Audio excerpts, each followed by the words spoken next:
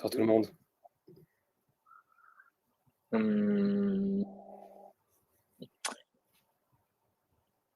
Hi everyone. Dites-moi sur le chat si vous êtes plutôt francophone ou anglophone. Tell us if you're French speaking or English speaking, so we can calibrate the presentation this evening.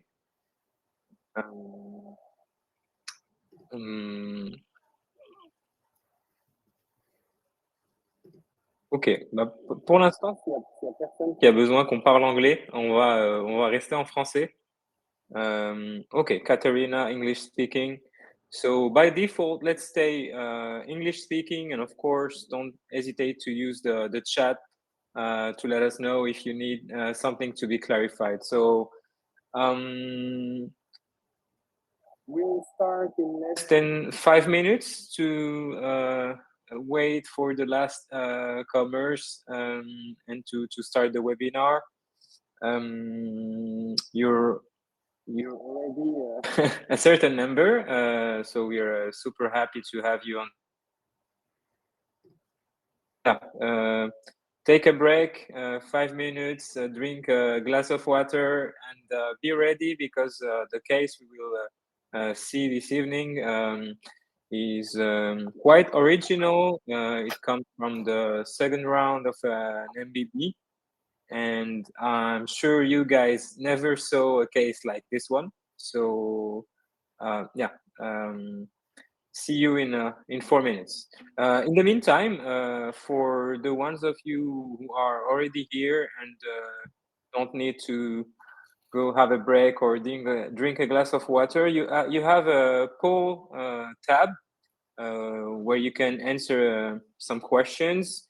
So for now, the questions are in French. Sorry, we are still in our transition to internationalization, but you have mainly two questions. First, what firms are you targeting? MBBs, top 10, top 20. And second question is where you are in terms of applications. Did you already apply? And you're waiting for a feedback, or you haven't applied yet, or your interviews are already scheduled, or you've gone through first rounds already. This is super helpful to us because it allows us also to adapt the presentation to your level. Yeah, see you in 2 minutes, guys.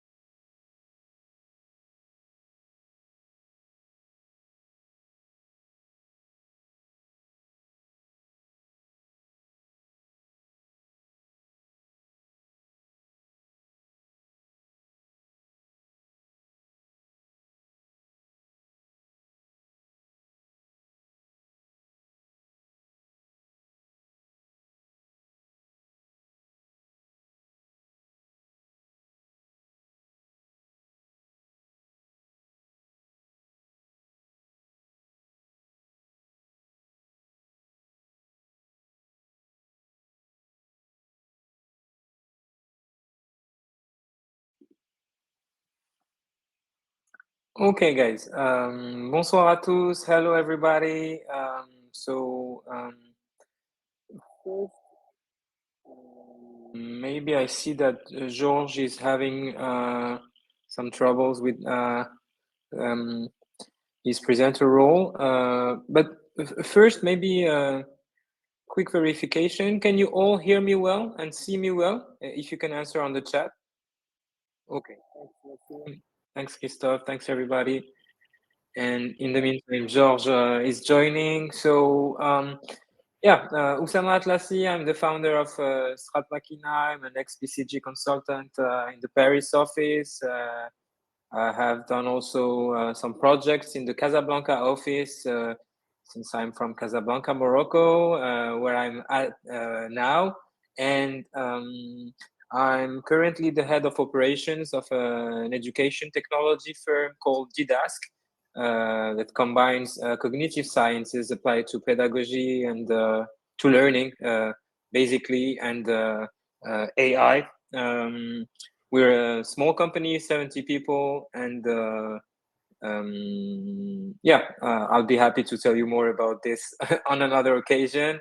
Georges, if you can say a few words about yourself. Good evening, everyone. It's a pleasure to be with you all tonight. Just like Oussama, I was at HEC Paris and then started working in consulting. What may be interesting with my profile, and some of you maybe will relate to that, is that I started consulting in digital strategy. So it was not like proper strategy as an MBB. I was working for a firm called Capgemini Invents, and I stayed there for like 4 years and a half. And after that, I decided I wanted to pivot my career towards strategy consulting, like proper strategy consulting. And that's also when I got in touch with Oussama. I mean, he's always been a friend, of course, but he had started StratMachina. And so we started coaching together. He gave me a lot of precious tips on how to transition, how to make this move, and how to succeed in the very demanding and challenging interview processes that they have at MBBs. I'm sure you can imagine, and that's why you are here tonight.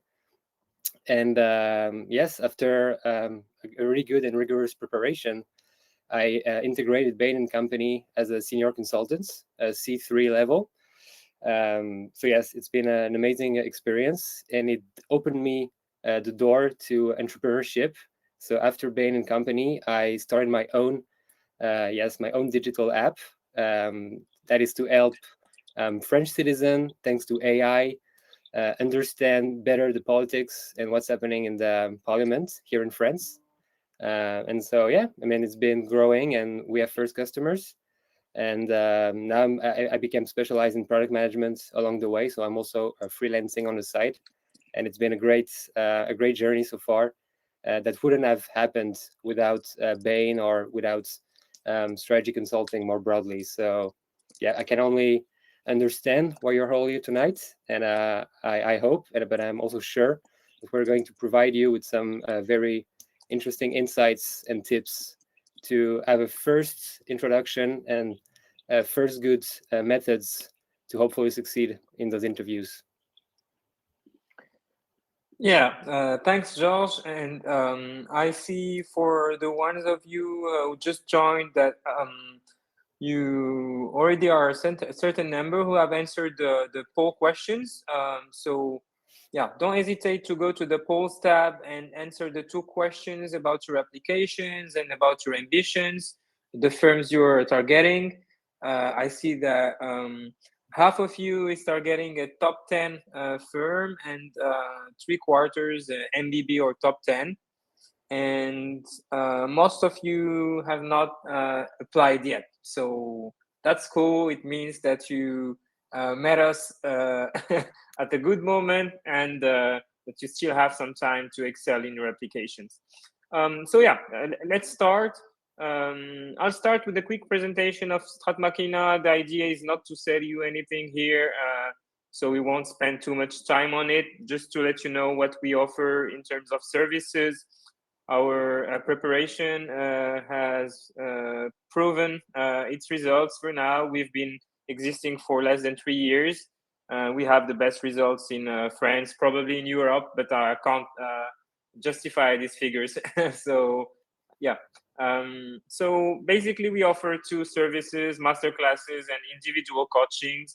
Masterclasses are for people who have not the time to correctly prepare for their interviews because they are working, they have a job, and they maybe also have a family and other duties. So the idea is to allow people who maybe already have their interviews scheduled and who discover that this process is super competitive to have a thorough presentation. Basically, we tell you, everybody, everything you need to know, sorry, to be ready for your fit interview preparation. For cases, we review more than 50 cases, and not cases you will find in the casing point or in we help you prepare also for the online tests and for everything you need to excel in your applications. Master classes are only on weekends, on Saturdays and Sundays, 4 weekends in a row. And yeah, that's it.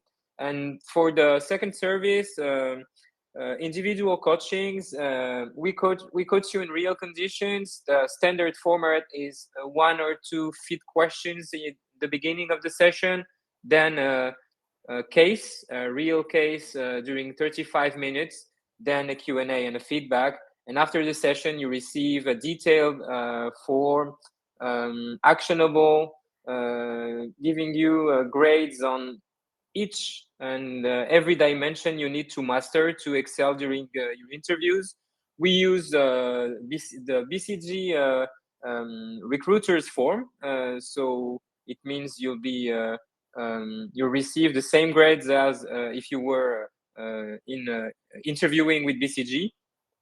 And one thing to know is that for individual coachings, our coaches are the best coaches in the market, so we don't hire inexperienced coaches, and most of them, as mentioned by Georges, were also trained by us as candidates.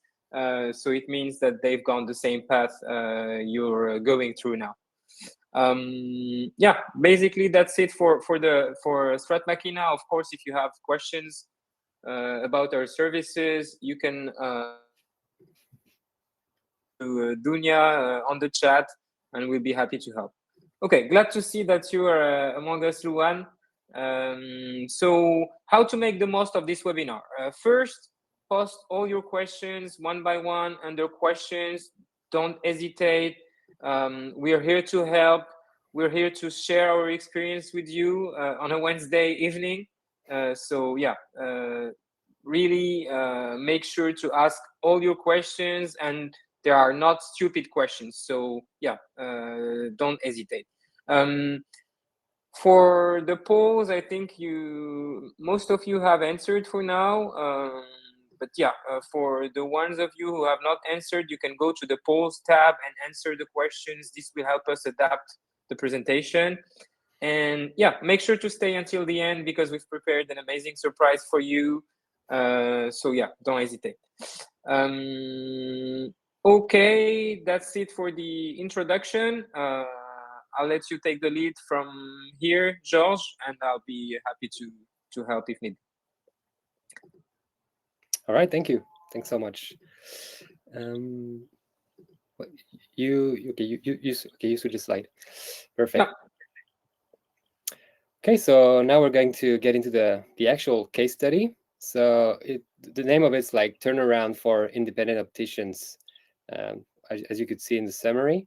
But now we're going to go through the case statements because, as you may be familiar with or maybe not, every case, every business case like that you will have to do through one of these MBB interviews is very structured, and it all starts with the statement. And this statement is very important because it gives you all the information you know and that you will have to begin the case.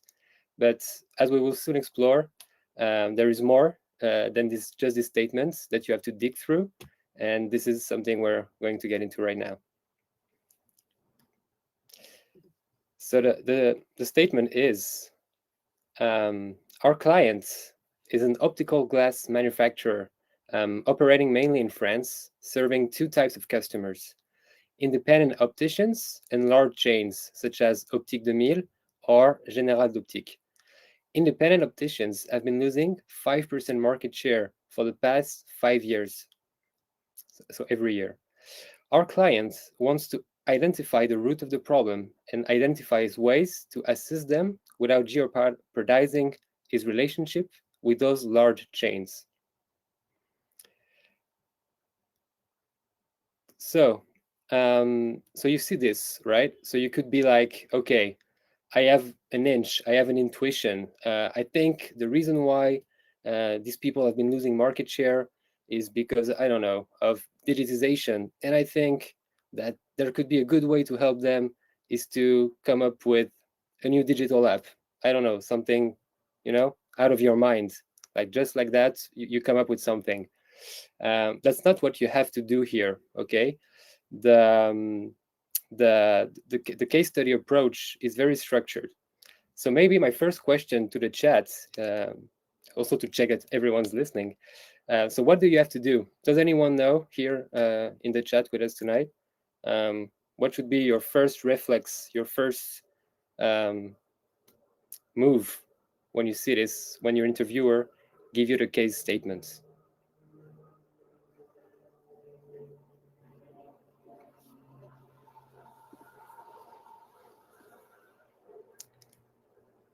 Reformulate, clarify, ask questions, clarify. Okay.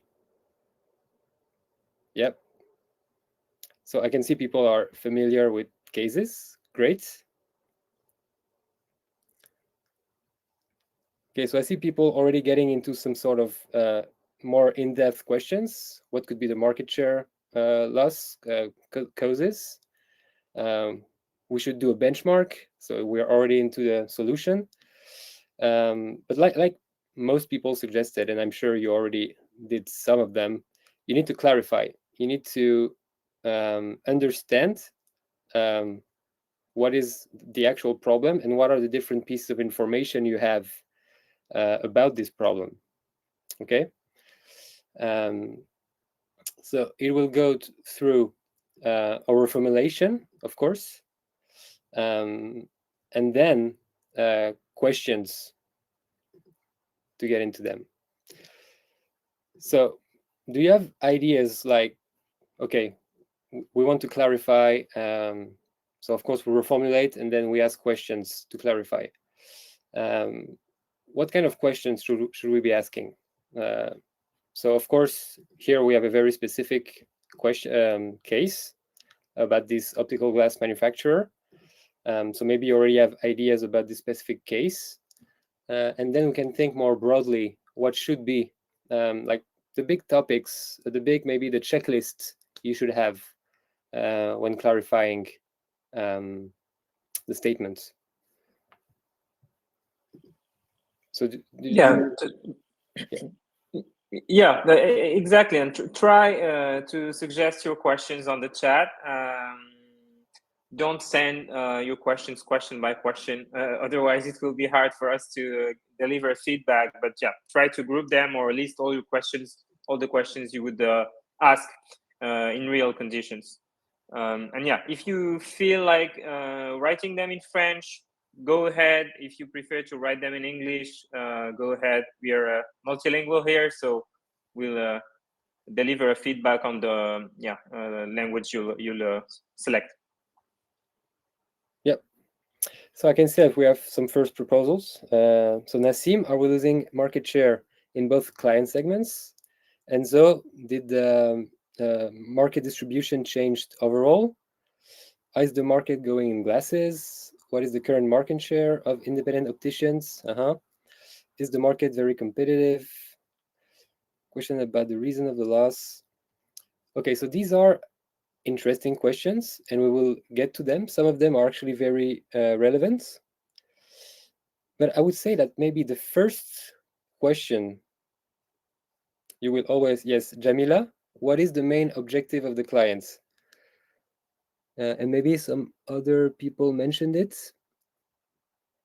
So keep your questions, but yes, the first question you will always ask your interviewer after you reformulated the statements just to make sure you were on the same basis. And then you go on to the clarifying questions. The first question is, what is the main objective of my clients? Is it to grow? Is it to increase its profitability?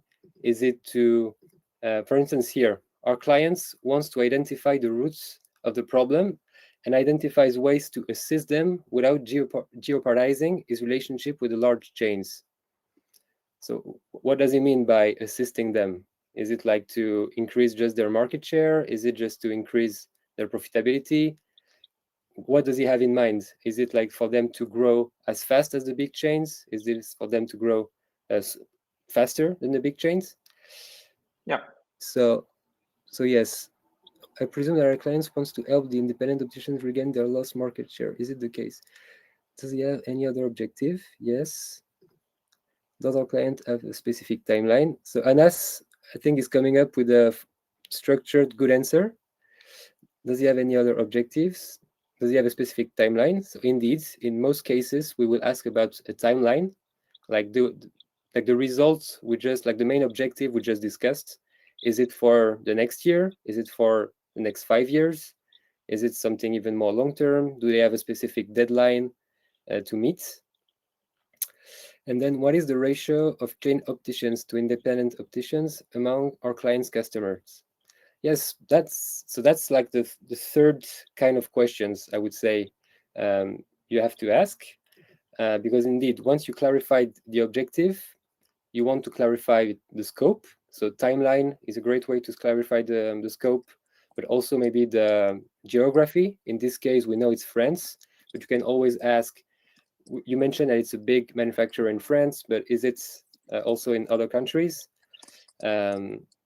It could also be, I don't know, since how long has it been going on? Here we know it's 5 years, may not always be the case, okay? And then you get into the more specific questions about the distribution channels, about customer segments, about maybe revenue sources, or yes, how they do their marketing.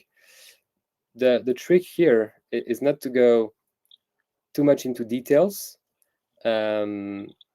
because you don't want to be doing the case before the case. Okay, it's not about solving it with these questions. It's more about understanding the broader image and the broader picture before getting right into the case. And maybe Oussama, you have some extra comments, or just to clarify actually what I'm saying. Yeah, totally aligned with what you were saying. This webinar is also an occasion to give you guys free feedback on your propositions. So I propose to deep dive into all your questions. So first, I saw interesting propositions. For example, some of you asked why does he want to help them? Why does he want to help the independent opticians? And actually, I would start with this question. And actually, excellent candidates don't only ask these questions, they're proactive in suggesting hypotheses or answers. So you can maybe react to this case by saying, oh, that's an interesting problem. Let me take a few moments maybe to think about it, and then suggest one or two ideas on why the client would like to help those independent opticians.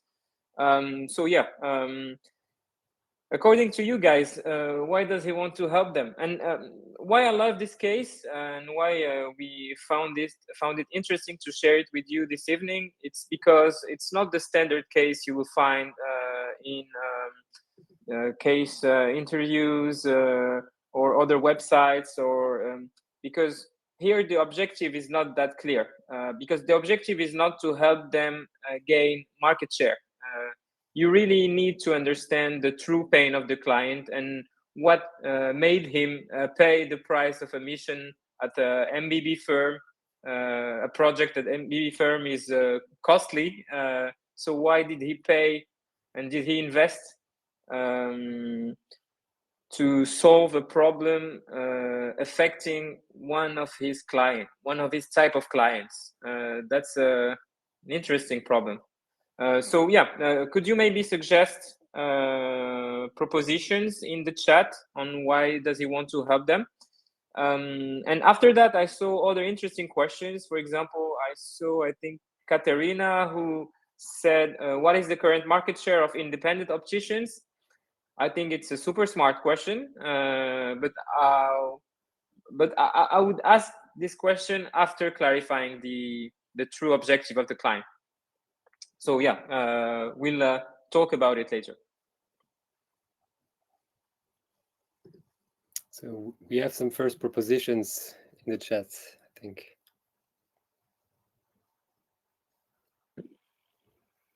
So the first proposition, I think, comes from Fatimata. So if large actors have more market share, they gain increasing power to negotiate with manufacturers. Our clients. So we're a manufacturer. We manufacture and sell glass. Our client, and our clients sell.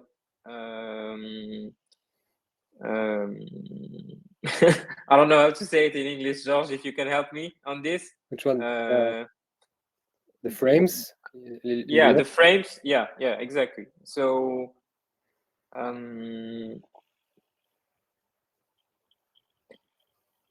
okay, that's an interesting proposition, Fatimata. Maybe you can be more structured in the way you suggest propositions. Here, you don't. To give you a hint, you don't only have one reason pushing our client to help them. Actually, you have several of them. Is the market share? So I'm reading aloud sometimes and just commenting. So is this market share loss accompanied by total shrinking of the market volume? So Anna, so that's a very interesting question, but I think that's maybe already too specific. I mean, I think you can try to ask it, but that's already like almost in the case. That's something you're going maybe to try to clarify. I mean, to actually dig within the case. The client might be doing higher margins with independent reseller, which means is now losing profitability. Yes, that's a very interesting take. So maybe independent resellers are more profitable as a customer segment.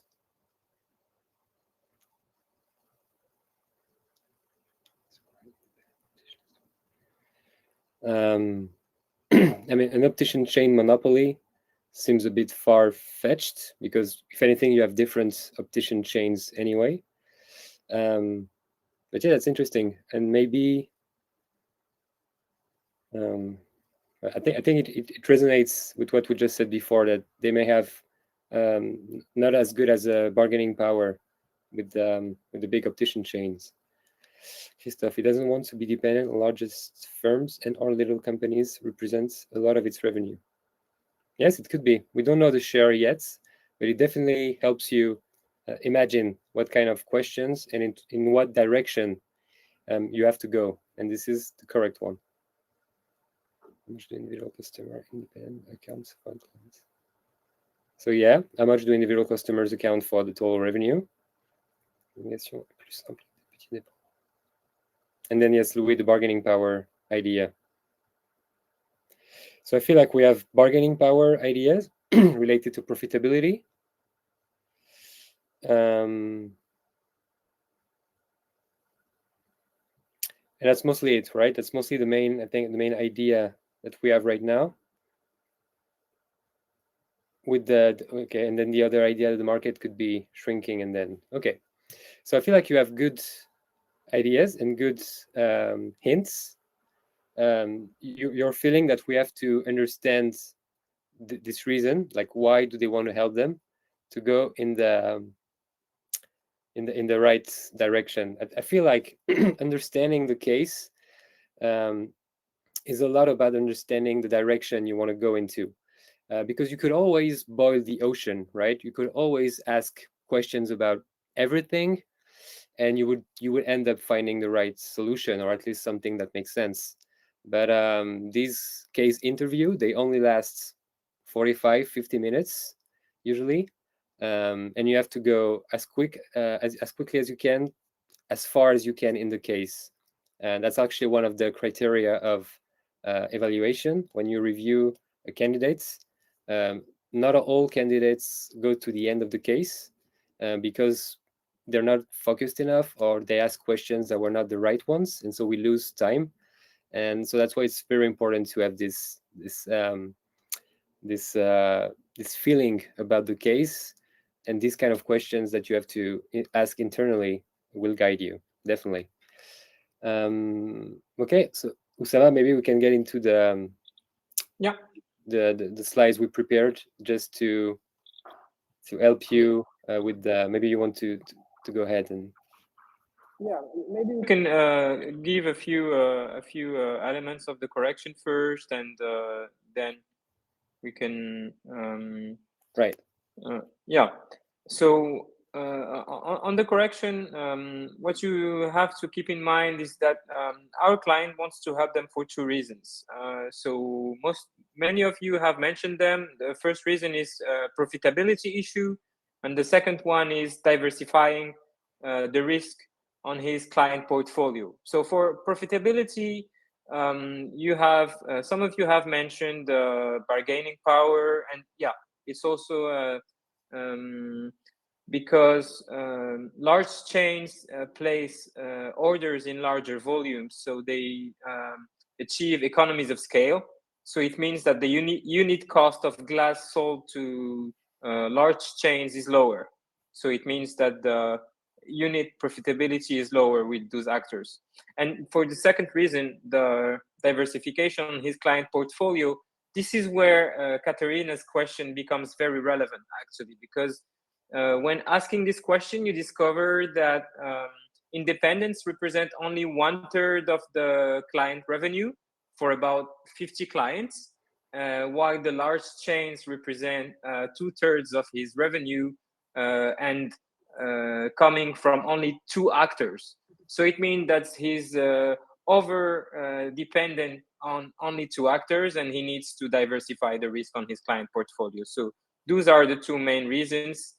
And once you are crystal clear on this, you can start the case in the best conditions. For French speaking, I'll just say a few words on this. So les deux raisons principales sont une question de profitabilité, donc le coût unitaire du verre vendu aux marchands de lunettes est plus faible avec les grandes chaînes parce qu'elles ont un pouvoir de négociation plus important, elles font des commandes groupées qui sont plus larges, donc elles font des économies d'échelle.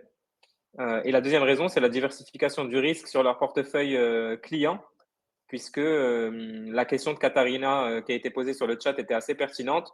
En fait, on découvre que seulement 1/3 du chiffre d'affaires du client vient des opticiens indépendants, contre 2/3 qui viennent des grandes chaînes. Le 1/3 qui vient des indépendants, c'est 50 clients, donc 50 indépendants, et les 2/3, c'est seulement 2 grandes chaînes. Donc ça veut dire que notre client est super dépendant des grandes chaînes. Donc pour peu que l'une d'elles arrête de commander de chez lui d'une année à l'autre, bah, il se retrouve en difficulté. Donc c'est très important pour lui de diversifier ce portefeuille client. Voilà. Don't hesitate to let us know on the chat if it's not clear, and yeah, you can move forward from here, I think, Georges. Okay, great.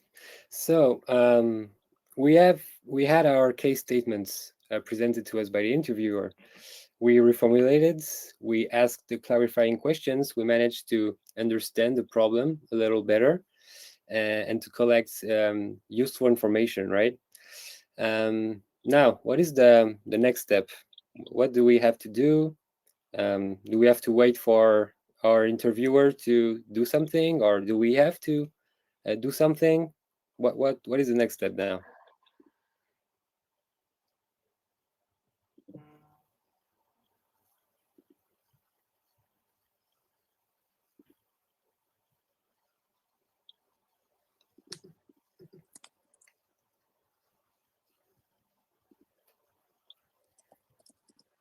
Take a minute to develop a framework, structured an approach with hypothesis. structured.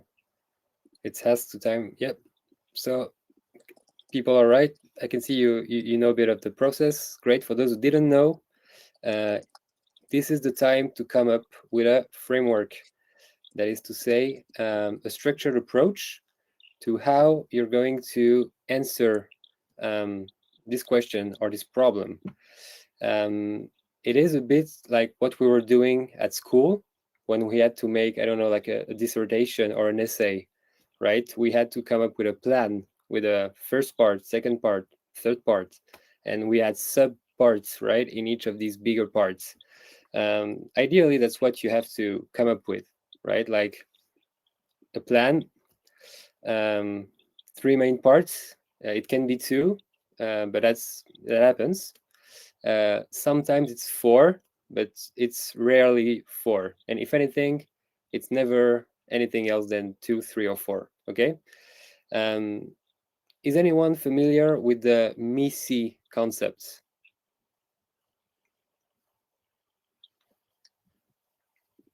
Right. So these structures, they have to be MISI, right? So that's mutually exclusive and collectively exhaustive. So each part, I mean, the sum of the parts has to cover the whole answer and the whole problem. But then each of these parts must not be overlapping. You must have no overlaps between the different parts. That is to say, you must not be doing the same thing twice in your approach, all right? Otherwise, that would be redundant. And more broadly, it would show that the way you think is not super structured. So what could be maybe a good framework for this typical problem? So Wasim he was preparing it, he was ready. So I'll start by diagnosing market trends, competitive positioning, and key structural challenges. Then I'll develop targeted solutions focusing on pricing strategy, value-added services, and supply chain optimization. Finally, I'll assess trade-offs and risk, applying an 80-20 approach to prioritize the top 3-4 impactful actions while ensuring feasibility and preserving relationships with large chains. So it would be market trends, then targeted solutions, basically, and then trade-offs and risk, which sounds like a good plan. I like it. What do you think, Oussama? Yeah, to me, it's a great plan. I would recommend not spending too much time on your targeted solutions for now, since you have not conducted the diagnosis. So, of course, you can give examples to show that you are creative, but I think most the main part, most part of the work will be on the diagnosis. Exactly. Can we just say business? I'll give. Yes, exactly. And you can be more like, so these are examples of solutions, or we could come up with, or levers we could come up with. But indeed, at this stage, you don't know yet. So I think what Oussama was trying to convey is that maybe the first part on market trends and competitive positioning should be more beefy, should have more details, because that's how you start, and that's where basically you know what you have to do. And then the second part with the solutions or the levers, and then also the trade-offs and risk, I would say that at this stage you're not as informed on these parts, so maybe be more I don't know, like not as direct in the solution you're recommending. Possible to grow outside the market.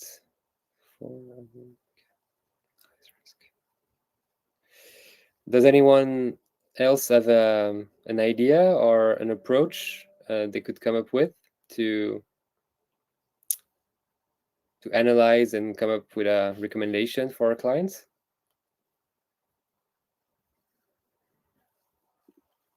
Yeah, try to suggest a detailed structure you would share with your interviewer if you were doing this case in real conditions.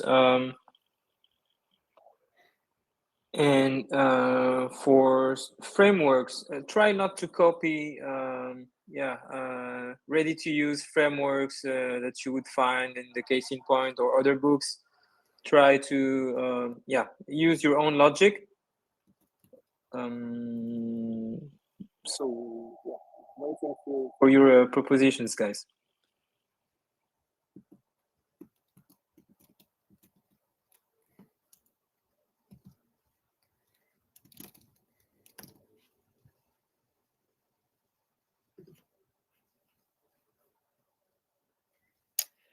Belbeto, la structure du marché, analyse des leviers de croissance. 3, croître sur un autre marché international. So a bit in the same line of thought that Oussama was giving us. So the first market structure sounds good. Growth levers analysis, okay. But then the third part, grow on another market internationally, is already like a recommendation that would come from the first two parts, and that we don't know a lot at this stage. So I feel like the third part is too much of a guess, and the whole process is about not being into a guess mode, but more coming up with the results of the previous analysis. But otherwise, the two first parts, I mean, they're a bit broad and generic, but why not? Bavesh, key questions. One, since in up or losing market share? Yeah, independent. So large chains are gaining market share. Possible reasons could be customer behavior changing. B, no, of large chains are increasing and are up or reducing. Prices of large chains are cheaper. So it's interesting what you're doing, Bavesh. It's like you're structuring your approach around like key questions. And it could make sense, right? Like, okay, so if they have this problem, we have to check first that this is true, or this is like A or B, and then this, if this is A, we go into this direction. If this is B, we go in this one, right? But I think like the questions you're asking here are too specific and are more like the sub questions or the sub parts you will ask and investigate once you are into the bigger parts of your structure, if that makes sense. So I think it's too specific at this stage. So Yassir, why not adding a final to the framework part, presenting alternatives for the client itself to act even if the independent continue to decline? No, that's a really good suggestion. But so what could it be?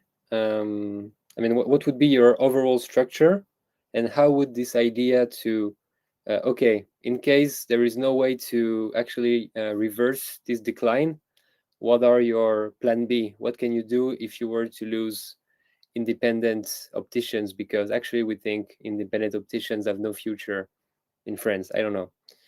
But yeah, put it in the broader structure. Elias, competitive positioning, cost optimization, market trends. So here I'm not completely sure where you want to go. So we are trying to understand how they could support their independent competitive positioning. Okay, so understanding why independents are losing market shares, cost optimization.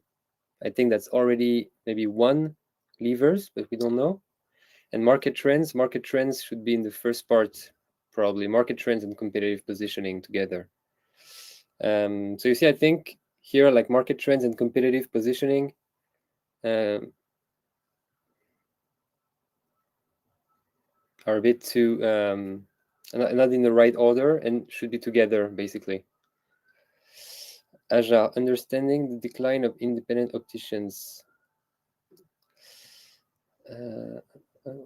Okay, so that's so first of all, so Ajar, maybe before I even get into the details, I think this is too long, right? When you announce your structure, we should clearly understand what is chapter 1, chapter 2, chapter 3, like what are the main 3 parts, and you can give some examples or an idea of what you want to do in each of these parts, but it must not be too detailed and it must not be too long when you put it forward. You should put it forward in a concise manner, and then maybe the interviewer will say, okay, but what do you mean by this? What would you actually do in these subparts you mentioned? More into the detail, understanding the decline of independence. Market study, benchmark, identify.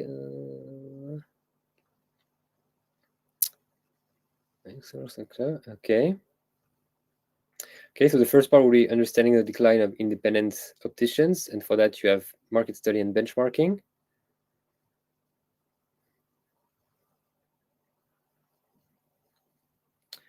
Addressing market share decline.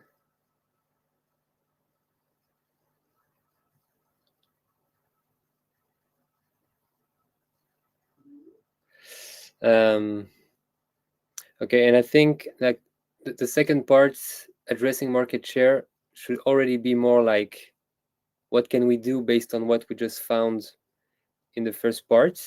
So I think you already went into something a little bit too specific with this decline due to high pricing hypothesis. I think it's too early to form such an hypothesis, and then the whole thing is around pricing. So we don't know yet it's a pricing problem, and so your plan is way too much geared towards the pricing potential problem, which maybe is not the problem. So be more broad. That doesn't mean it has to be generic and BS, but still it has to be not too specific and really about the big analysis axis you want to drive. Christophe, environment analysis, market diagnosis, competitors analysis, yes, actions, internal, create a brand. I like that it's 2 parts. It's fairly simple, but at least it's straight to the point, and we understand what you want to do. You want to do an analysis, and then you want to recommend actions. It's very basic, but it makes sense.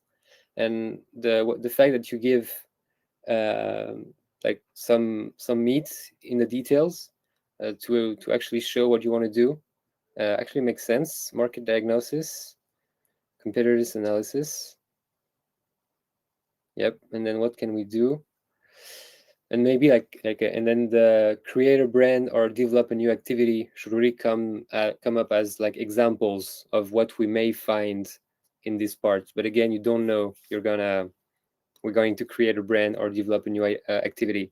And just be very cautious, because as an MBB consultant, clients are paying a lot of money to have your precious insights. And so if you are a bit too, if you come up with ideas that are not backed by data, that are not backed by analysis, clients will not be happy. And just because a lot of times you will talk about things that are not actually very tangible and very data driven, right? So try to be as cautious as much as you can when coming up with ideas, okay? And always try to back them with data and previous analysis. Yeah. Maybe on this, I'm doing a timekeeper here, Georges, Yeah. so we can Cool. manage our time. But Thank you. yeah, three things to keep in mind, guys, on this framework structuring approach. First thing is that you need to develop a plan that directly addresses the issue. So here you start with the diagnosis to identify the root cause or the root causes, and then you recommend specific solutions based on your findings. Second thing is that here you need to be structured. So I'm completely aligned with what Georges mentioned. You need to be structured, and you can use a funnel approach. So a great candidate here immediately notices that he can systematically compare large chains with independent stores. And then you just you need a method to conduct this comparison. So you can do it from the most macro to the most micro in a funnel approach. For example, you start with market conditions and exposure to drivers, then key purchasing criteria for customers, and then on an operational level on the value chain. The third thing you have to keep in mind when announcing your approach is that you need to project some seniority. So it means that you have to manage your interaction with your interviewer. So the way to do it is to announce your parts top down, and then to ask your interviewer if they'd like more details on each section. Then you have two options. They can say yes, and this is the signal to deep dive into more details and let them and share more examples on the analysis you're thinking about conducting. And if they say no, it's an opportunity because you're gaining some time, and this time can be very useful for other parts of the case. Yeah. So quick reminder here, forget the case in point, just believe in yourself and in your own intelligence. Try to make sure your structure is MISI, as Georges mentioned. And as you see here, our framework is super simple: diagnosis with 3 parts: market dynamics, consumer key purchase criteria, value chain and operations, and then levers. And that's it. We can maybe move on to the next part on the diagnosis. So guys, if you had to conduct this diagnosis, what would be the first analysis you would like to do, or you would suggest to your interviewer? Tell us in the chat.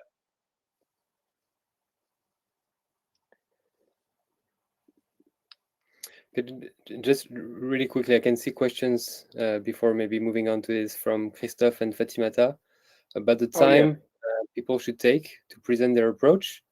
I think it should be very fast. Maybe you will have like 1 or 2 minutes to prepare, and then when you actually present your structure, it will last like 30 seconds to 1 minute. It should not be like a monologue where you start talking alone for 5 minutes. And as a general advice, you should really try to avoid, every time you start talking alone for a long time, it's probably not a good sign. Okay, the interview is really like a conversation. It should really be like an exchange with your interviewer.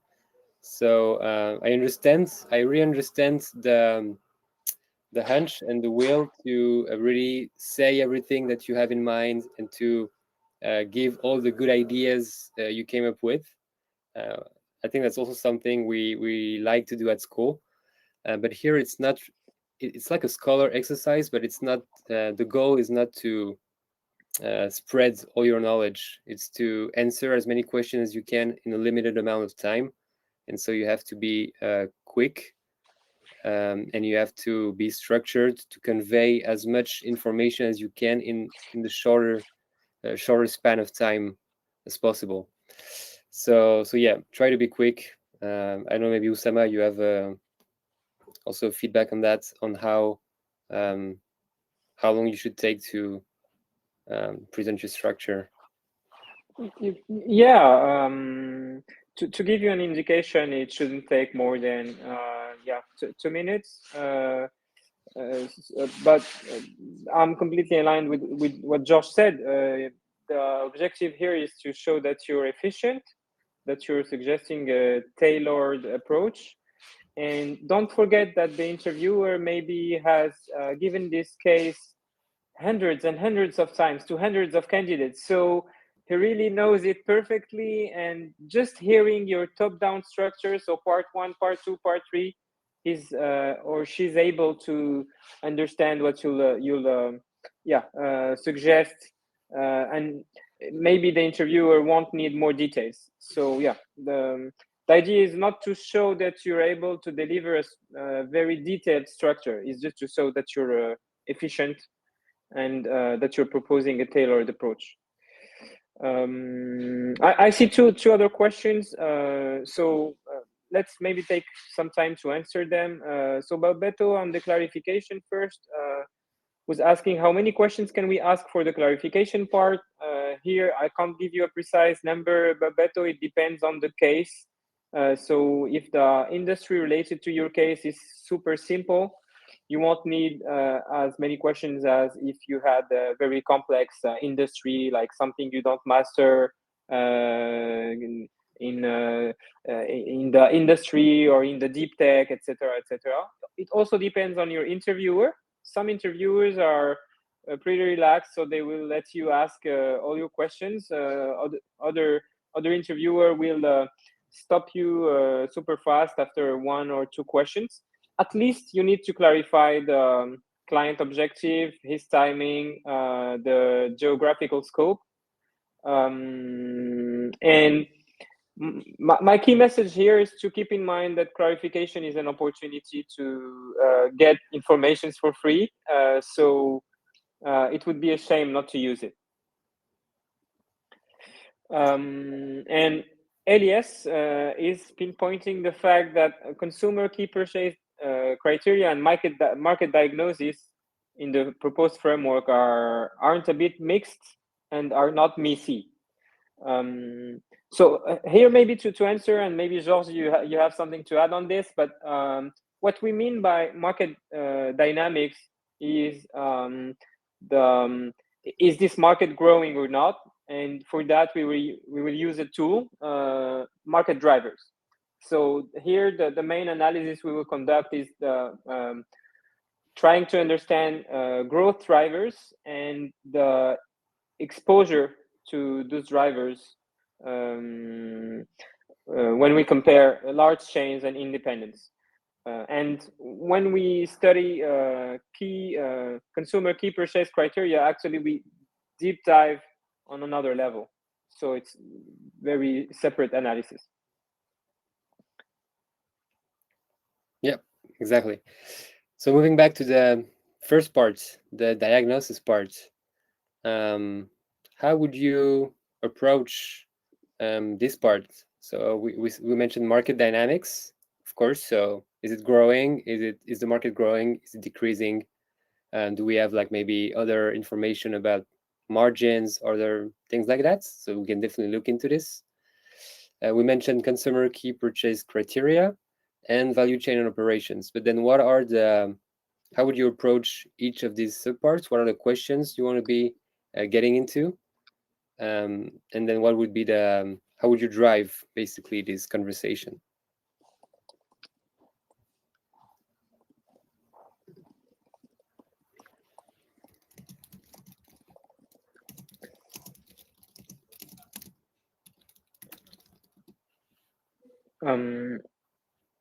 Yeah, and of course, for the ones of you who have suggested approaches like Katerina or Christophe, and if you want a detailed feedback on them, don't hesitate just to text us, to write a message on LinkedIn. We'll be happy to give you more details on your propositions.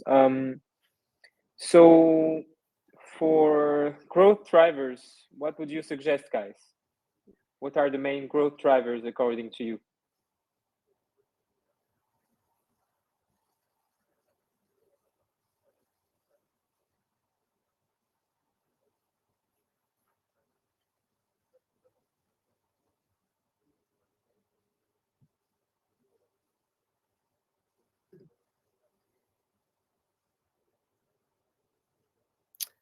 Yes, Elias coming up with ideas, demographics, macroeconomic trends. So that's definitely something we want to look into. Then what else do we target? Addressable market size, replacement rates, price and size.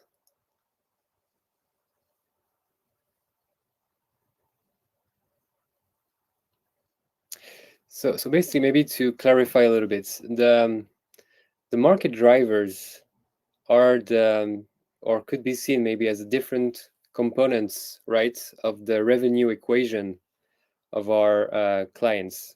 I mean, that's one way to look at it. So maybe if you had to first imagine what size is the market, how would you approach this question? How would you approach, like, what is the size of the optician eyewear in France, medical eyewear in France? And this will help you understand what are the drivers, what is, like, what is the formula of this market, and so where you can play to maybe try to grow it or decrease it. So price and size. So probably the price plays a role in the size of the market, for sure. The market segments, size, portion, and gross sales. Market segment, size. Why not? That's, I mean, if we have segments that are more dynamic than others, that could be a trend. Demographics and health factors, technological improvements. The value, how many purchases each year? Yes, so what is the value and how many purchases each year? That is very interesting. I would try to assess the demand. Okay, so I think, I mean, I see a lot of interesting ideas, right? Like purchase frequency, what is the demand, what size is it, what are the pain points of the demographics, all that, right? But then, okay, I'm starting to see people coming up with maybe more structured approach, because as you can see, if you try to do the revenue equation, you're sure to think in a Mises way, right? That's something nice about math, is that each thing is on its own, and so you don't count anything twice. So you're sure to be Mises. So Ayman came up with population times percentage with sight deficiency times percentage that chooses glasses and not lenses or surgery, times number of glasses per person, times glasses lifespan, times price, but it could be funded by social security system in France. Actually, that's a good question too, because you don't know the share. It's not always the same share depending on how expensive or how luxurious the frames are, but you're right that the glasses are almost always refunded. But you see, and I'm going to get into the other answers real quickly, but just with this approach to actually trying to size the markets, you had to ask yourself some good questions, so that actually the share of the population with sight deficiency is a driver. The number of people that choose glasses and not lenses or surgery is a driver, right? Up or down, actually. The number of glasses per person, why not? That's something we can look into. Glasses lifespan, or how long do people on average keep their glasses? And then the price. So here we're starting to have a good list of the different drivers we could look into, right? So the approach is interesting for that. So Christophe, la taille du marché is equal to population times share of people with eye deficiencies. It grows with the age. So that's interesting. That's a good observation. So maybe the aging population is a good proxy also of the share of people needing to wear medical glasses. Look at the size of the market from demand parts. So I'll go from French population, and prevalence of visual troubles, and the price of pairs, lifespan of glasses. Okay, so I think you got the idea that putting it as a revenue equation, and sometimes you can also put it as a profitability equation depending on the case, but that's the same approach. It's great because it is Mises by nature, and it forces you to ask yourself the right question about the client's business and what is fundamentally driving its growth or decrease. So what do you think of their answers so far, Oussama? I think we have some pretty good proposition.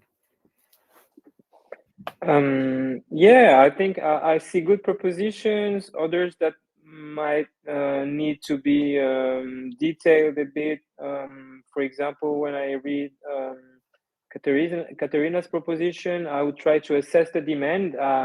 I'm not sure this is what we expect, but yeah, completely aligned with what you were saying.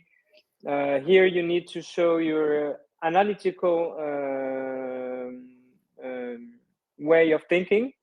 So Pollo's proposition is a proposition I find relevant on this. Ayman's proposition also is quite relevant because you guys start from an actual equation, and this is the way to do it.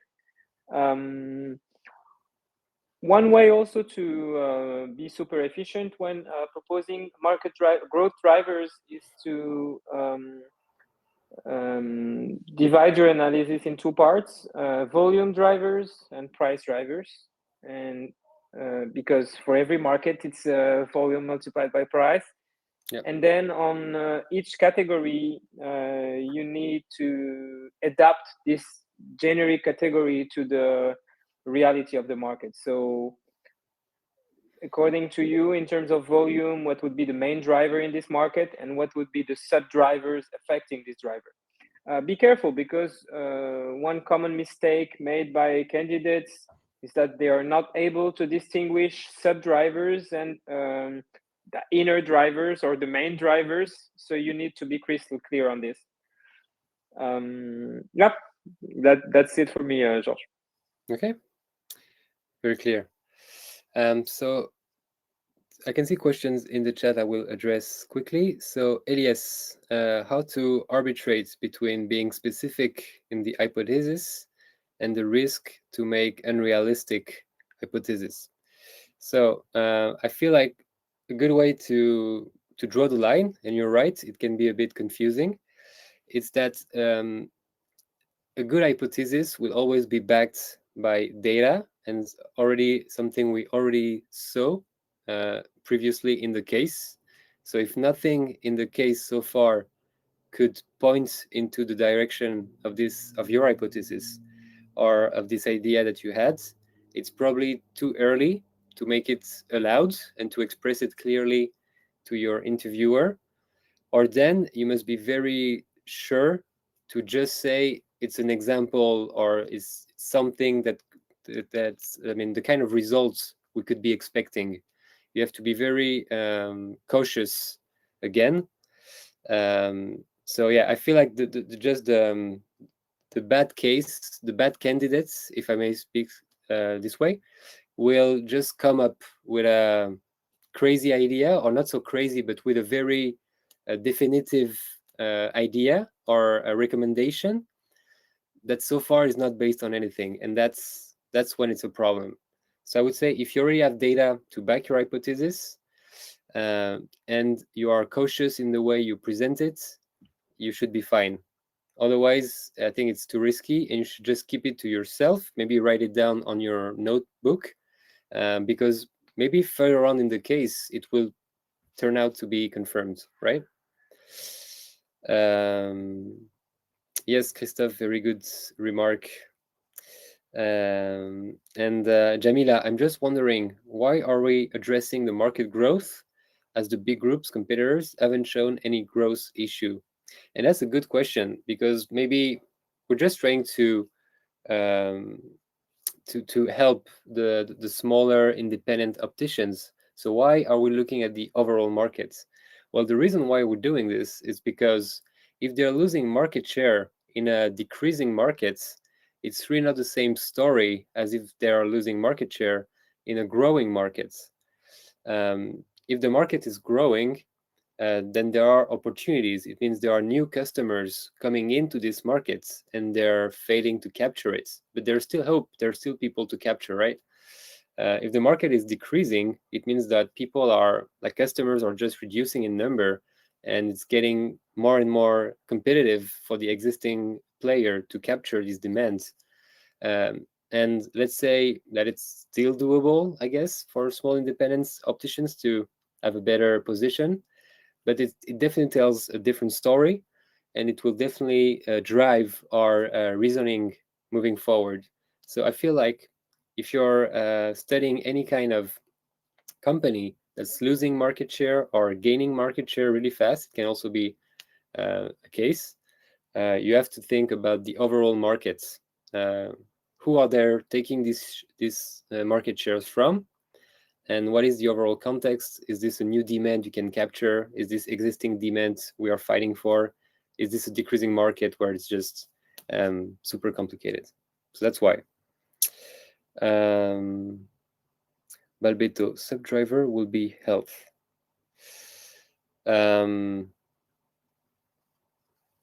Yes, subdriver could be age, I think, because indeed the older the average population, the higher the number of people with eye diseases. Aging population, increased to technological advance. Yes, that's good. Early exposition, yeah, that's the same kind of idea.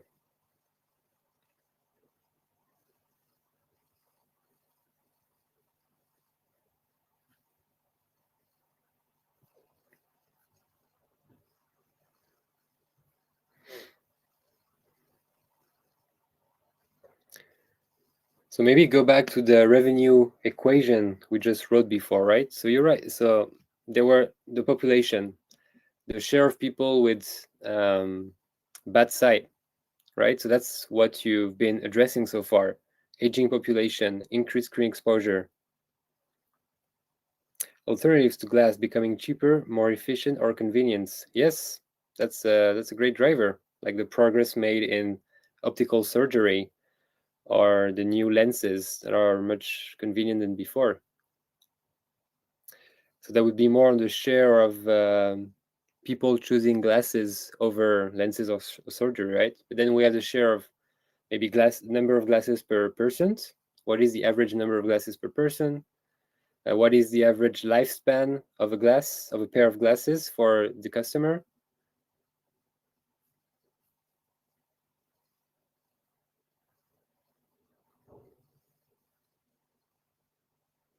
Fashion can be a driver.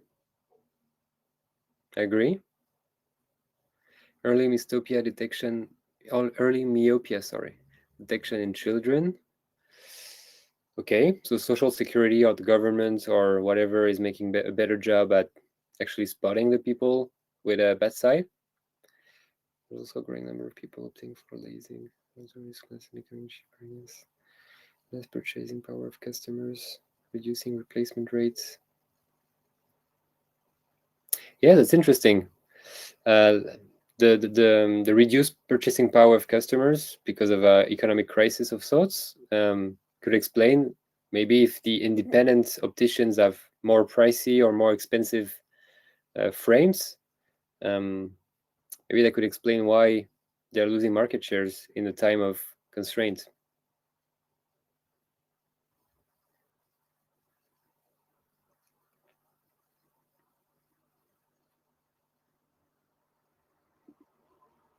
Okay, so Christophe, you're right. Purchasing power could be a driver, indeed.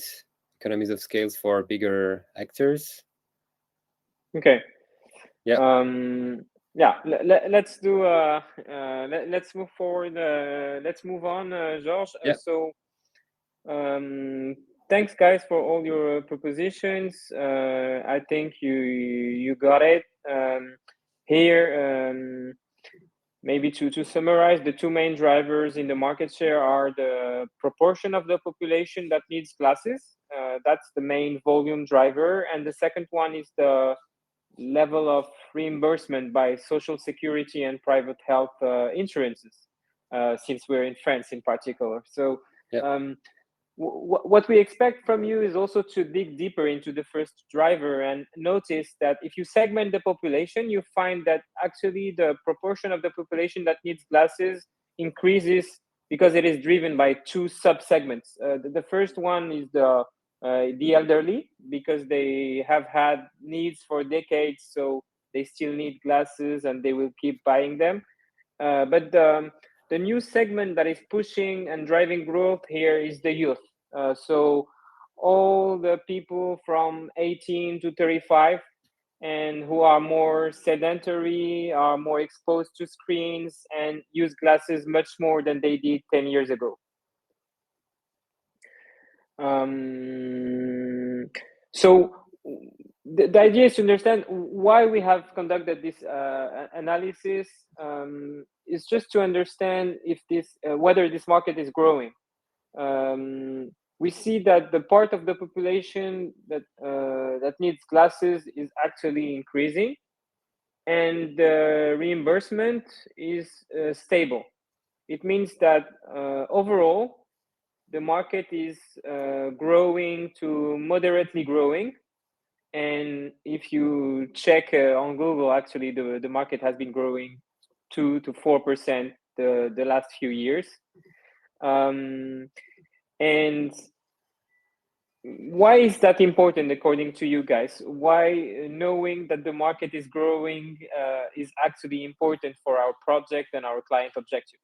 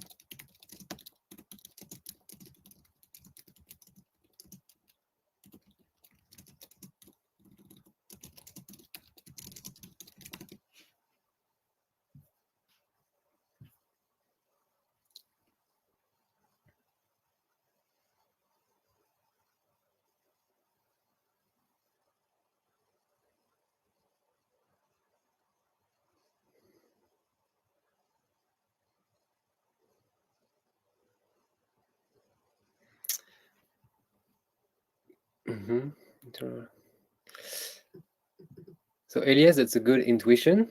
Like if the market is doing well, usually we would think that it comes from inside the clients, and so that's a good reflex you're having here.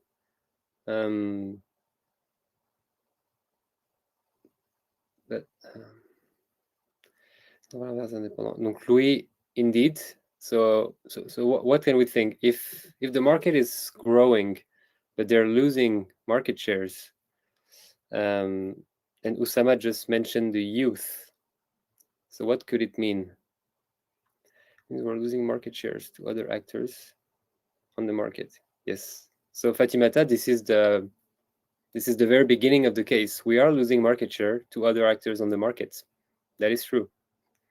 But I think the question was more like, how does the growing market, the fact that the overall medical eyewear in France is growing, impacts this fact that we're losing market share?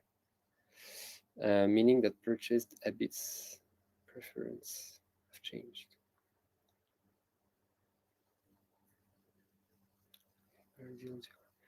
Ordering online. So yes, Kenza, that's a good comment. Indeed, there are new distribution channels.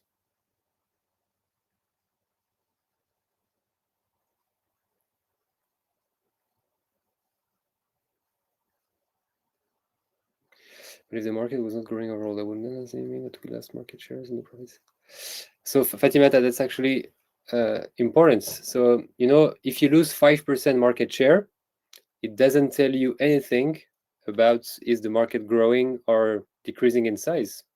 It just means that out of the 100% of sales this year, you sold 5 points less than another actor who must have sold those revenue in your place, right?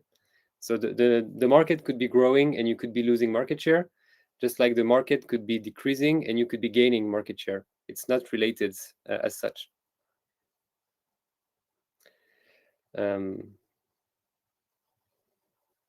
So if I connect the dots between the different answers, so you're having this intuition that maybe distribution channels are changing. And we also know from what Oussama just told us that the youth youth customers have different behaviors and are different from older customers. So what could it mean? What could be the one first logical deduction? So Marwa, yes, maybe independent clients fail to meet the demand of their younger clients. Interesting. And then you say they don't keep up with fashion trends. So I think they all sell the same eyewear and frames, right? But we mentioned distribution channel.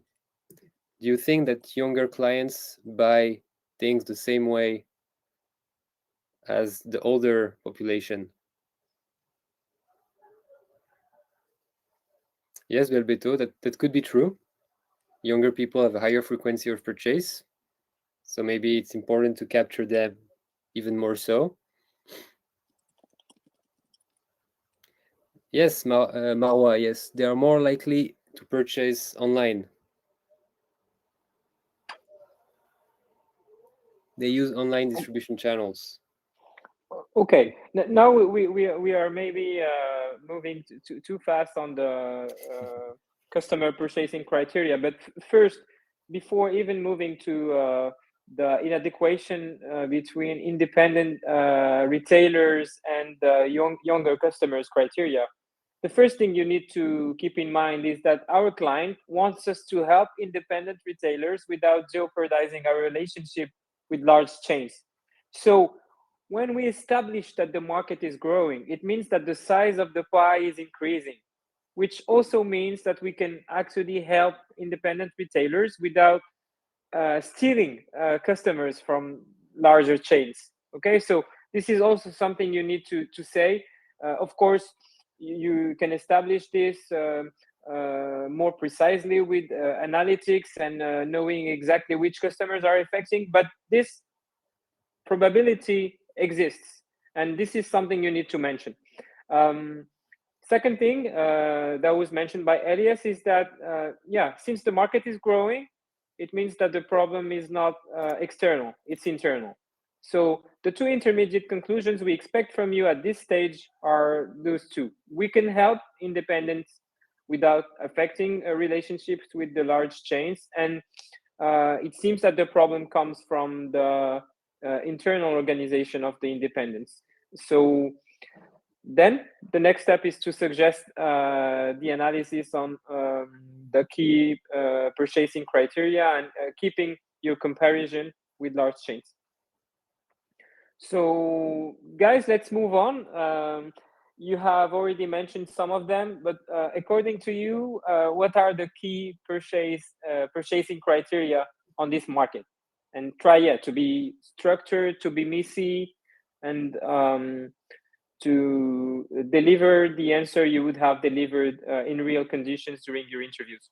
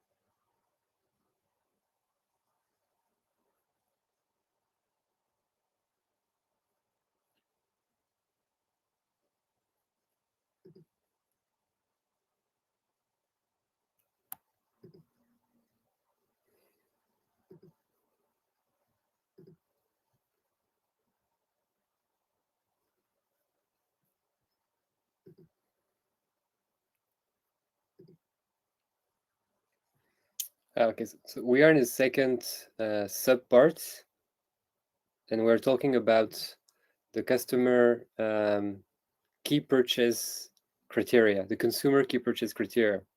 So we're trying to imagine what they could be. And so, yeah. Okay. So we already have answers.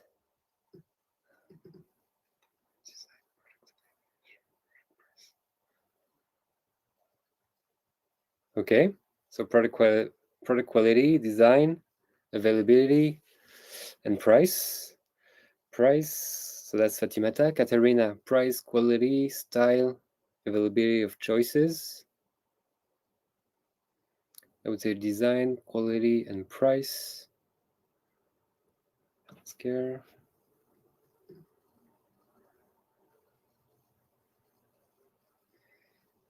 So Christophe, I really like the fact that you try to structure between financial criteria and non-financial criteria.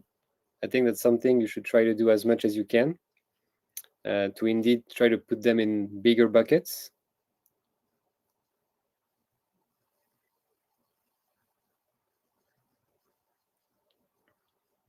So indeed, the level of reimbursement by Social Security and private health insurances is definitely a financial criteria, right?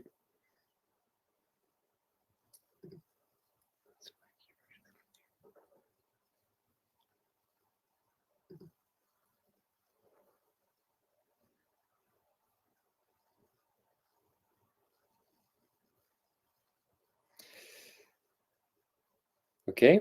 Now, what could be, in terms of what we're trying to do, what could be an interesting analysis? Like, okay, so you have these criteria.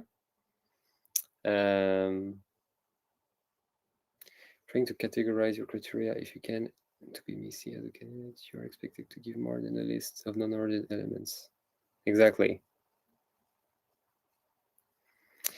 Because basically, so we want to come up with different criteria, ideally like organized. So for instance, financial and non-financial criteria. That's a good, I think that's a good approach. Yeah.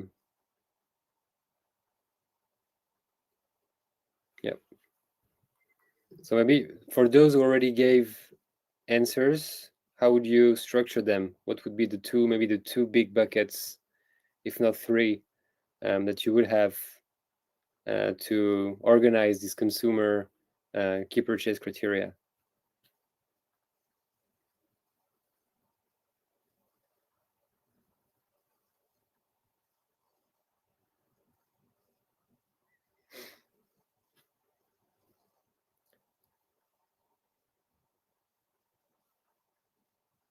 And just said sometimes it's a good approach too to just write them down like as they come through your mind, and then once you have them under your eyes, it becomes clearer, like the patterns or the bigger the bigger buckets you can do out of them.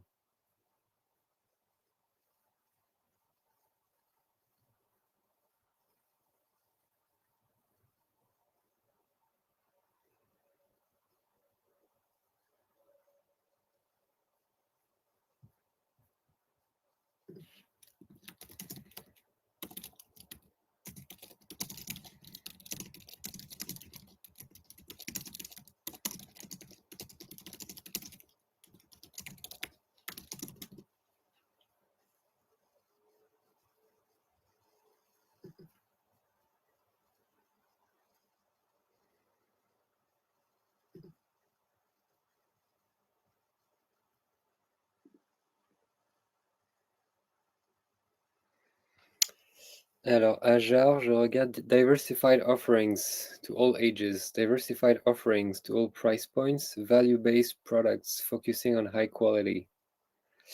That already sounds like recommendations you would be making, maybe?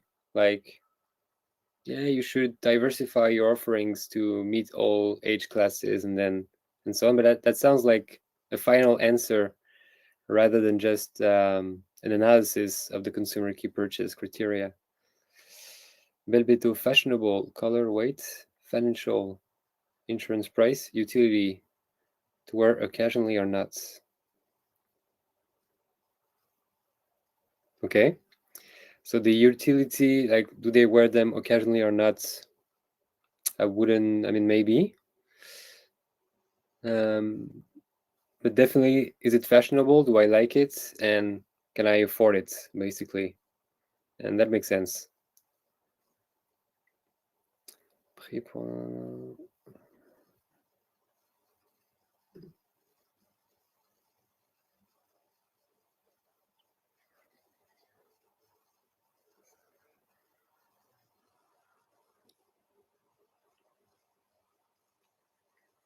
All right. It's interesting also that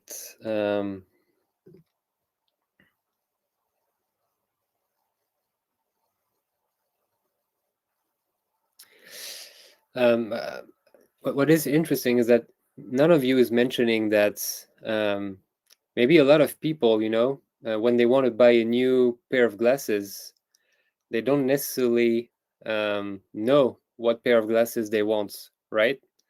And so maybe they will go to a big name, familiar chain optician, just, top of mind. I need new glasses. I'm going to Optique 2000. So maybe the power of the brands is also important in the non-financial criteria. Whereas an independent optician, most of the time you never heard of him or her. It's just a random shop in a big city. It's the same everywhere. Oussama, how would you organize these consumer key purchase criteria?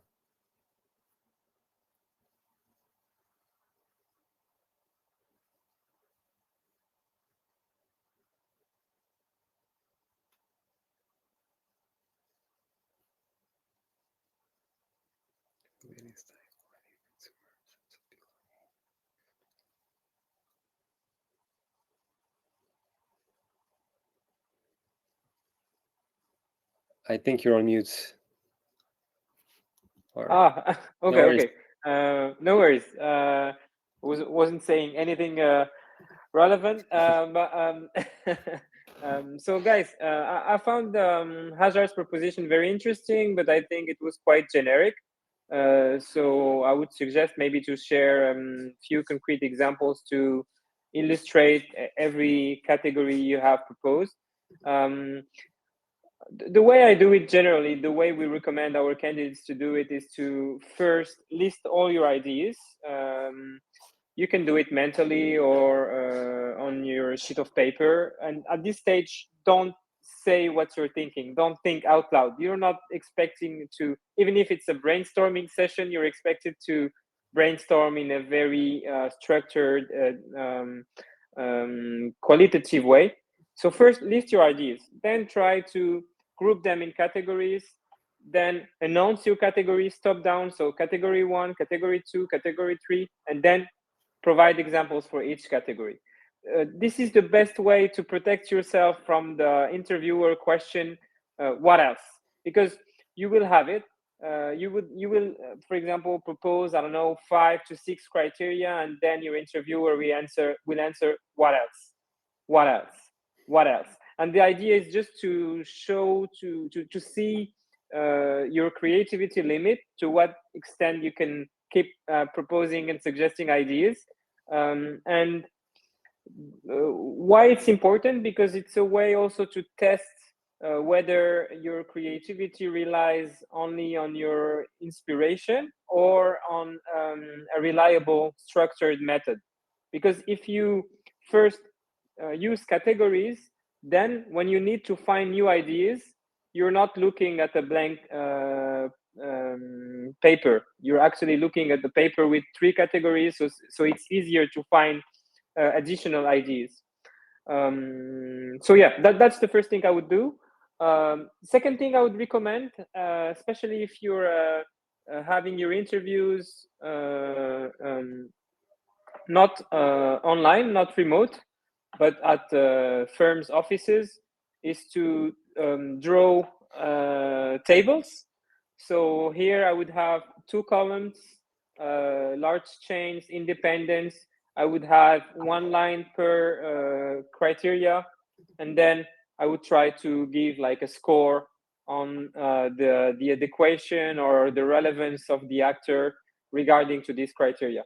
This shows that you're already ready for the job, because drawing a table, comparing the 2 actors on each criteria is actually what you'll be doing on the job.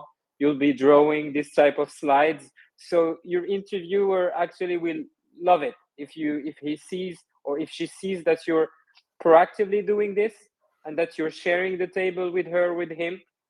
You will for sure mark some points here. Yeah, maybe we can move on, Georges. So here the intermediate conclusion is that on price and marketing and promotions, larger chains are more competitive because they make economies of scale.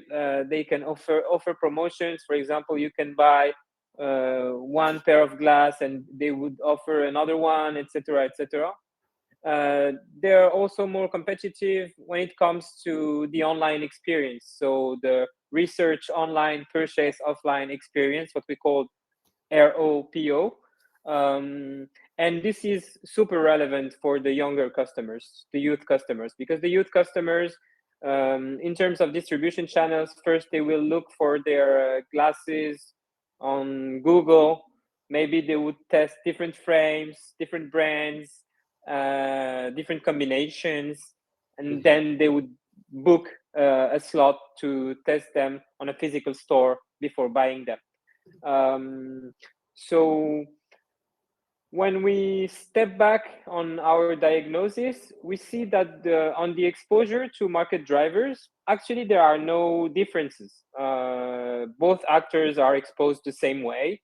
And on the key purchase criteria, we see that larger chains are more efficient in terms of pricing, in terms of online experience. So we start to identify some reasons. Now, what we can do maybe is to deep dive into the operational value chain. So according to you guys, if you had to draw the value chain of those actors, what would be the main steps of this value chain? And let's try to compare them again systematically on each step to see if we can find any more reasons before suggesting levers and concluding on this case.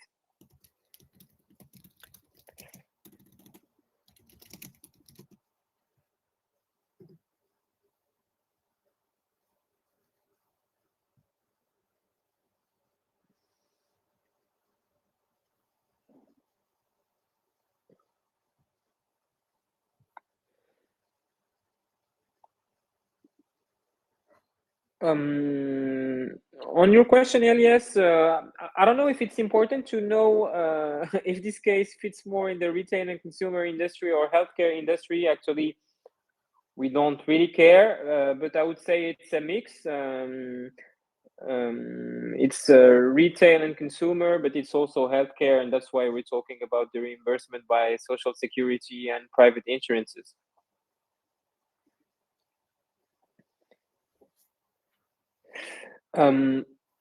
What we wanted to share with you guys on this case is that you see there are no calculations, no analytical questions. It's a super qualitative case. And it's mainly testing your brainstorming, the efficiency of your verbal communication, and also your drive.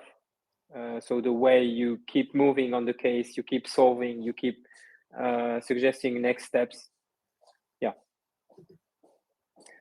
So waiting for your propositions. What would be the main steps on the value chain? And if we had to compare large chains and independents on each step, what would we find?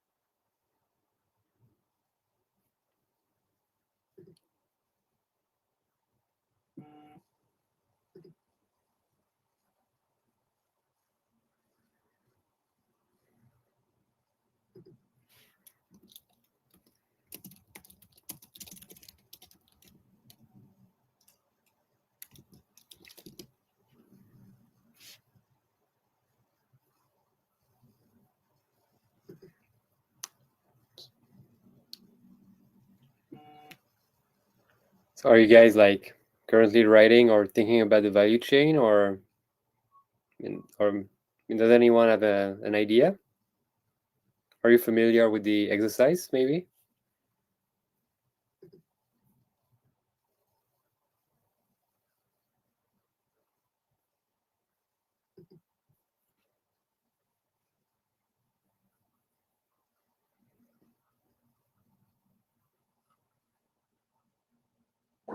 Okay, thank you, Babeto. So the idea here is to see on a more operational level what are the steps. So, and on each step to see if, whether we can notice differences in terms of efficiency when we compare both actors. This is a way just to complete our diagnosis. So you see we have conducted our diagnosis with a systematic comparison, first on market drivers, on growth drivers, on the most macro level, then on key purchase criteria, and then now on the more micro level on the value chain. Tell me if it's clear, Babato, if you need us to. Okay, nice. So Fatimata, you came up with manufacturing. Large chains have exclusive deals. Independents rely on third-party suppliers. Distribution. Exactly, Belbeto. Retail and sales. Large chains benefits after sales service.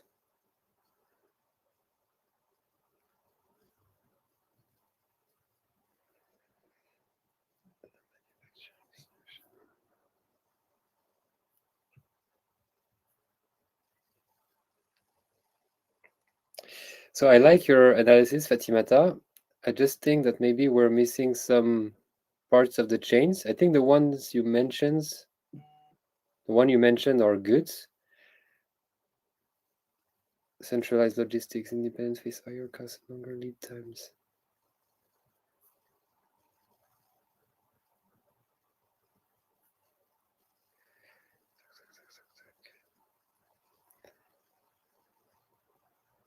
Okay, does anyone else have another proposal for the value chain? But I mean, I think the one Fatimata propose. Wait, I can't see it anymore. Oh, you edited. Be careful, Fatimata. You edited the previous message, so I don't see your first proposition. No worries. No worries.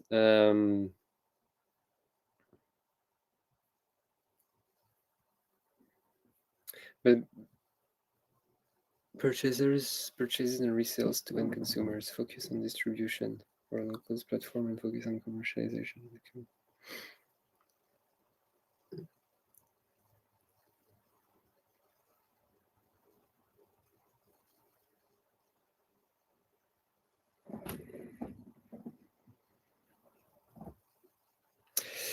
No, but okay, that sounds great. Large chains use centralized logistics. I agree, and I think that's independents face higher cost and longer lead times. Personalized service. So yes, maybe how would you compare, like Oussama was mentioning, but I can see that you already started doing it. But maybe if you had to do like a structured table or structured analysis, what would be maybe the 5 main chain? I mean, part of the chains, and then how would they compare for each of these parts? So, for instance, so you mentioned manufacturing, so maybe that's like manufacturing, or maybe more sourcing. You have to buy. They don't really build their own iframes. But so on sourcing, how do they compare large chains and third-party suppliers? On distribution, you're right. How do they compare? On retail and sales, and then on after-sales services. That's a pretty good one, I think. But then ideally, you would need to compare them each step. I would add product development before manufacturing. We could have like marketing, but maybe that's in retail and sales. But indeed, marketing and brand image are super important. Yes, qualitatively. We stay qualitative. You're right.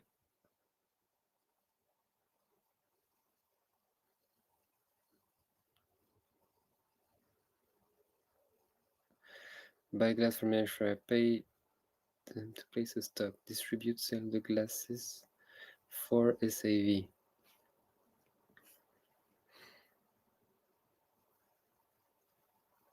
Yes, Christophe, I think you're on the same line as Fatimata, but that's indeed this. They have to buy the eyewear from manufacturers, and they have to do the logistics, basically stock them, distribute them. So maybe the distribute part would be in the second, your second part, and then sell the glasses, and then after sale, we agree. I think that's pretty good. That's pretty good. But then if you were to compare them, then let's say we compare independents and large chains on these. I think you got them, Fatimata, Christophe. Okay, on these 4 elements, let's say sourcing, distribution, retail and sales, and then after sales service. What would you think are the differences? And maybe like remember, where do you think maybe independence could be lacking? Where do you think independence could be not as efficient, not as good as the big chains? That could explain why they're losing market shares.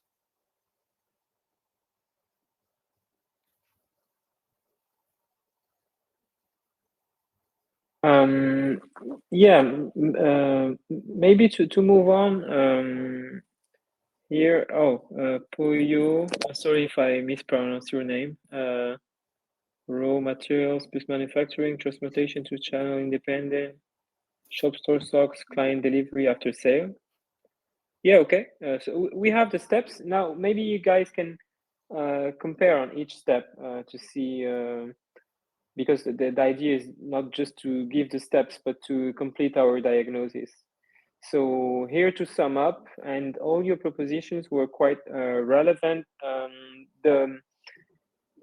The idea you should keep in mind here is just this funnel approach, and to complete our diagnosis, when you want to quickly draw a value chain, you can also draw it on a paper visually and show it to your interviewer. This is an easy way to involve her or him.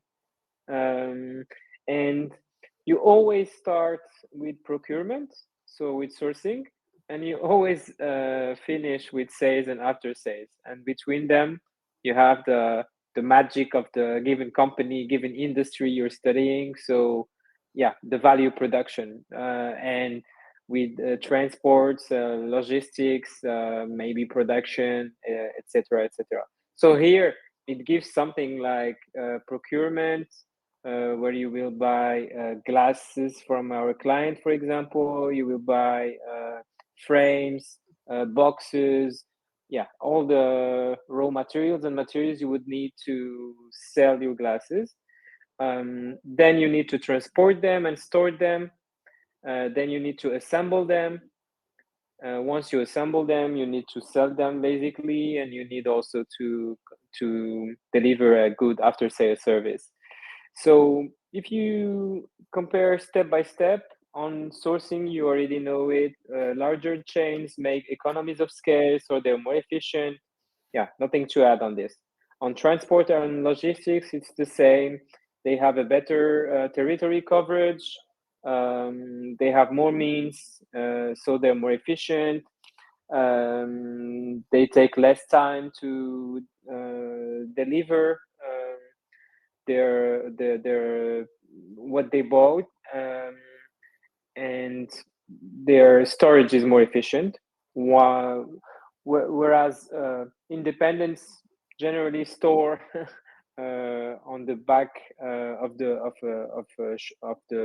shop. On sales, you need to have in mind that larger chains will have young sales representatives only focused on sales, paid like 28,000 euro per year, basically. So they're young graduates with sales objectives to reach.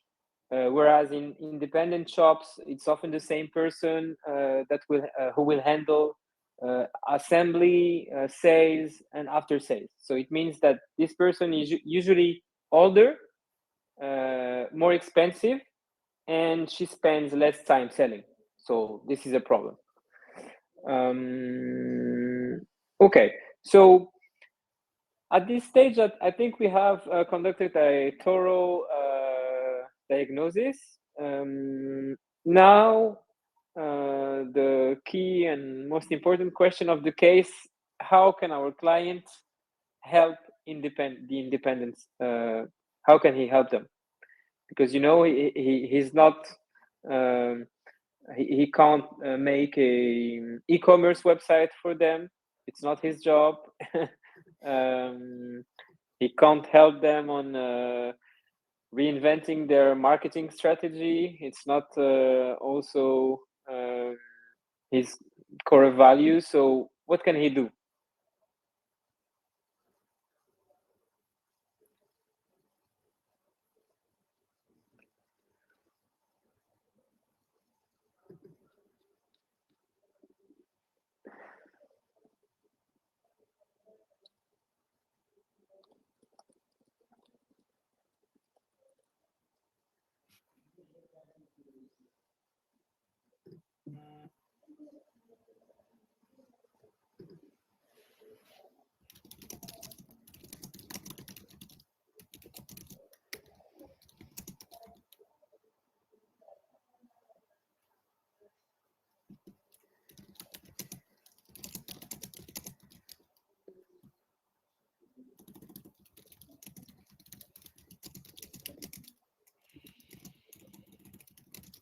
Okay. So Mawa propose better deals to independent firms in the sourcing, agree to an exclusive contract of sourcing with a better pricing. But why would he do that? And if the larger chains discover that he's offering better conditions with the same order volumes, don't you think they would ask also for better conditions?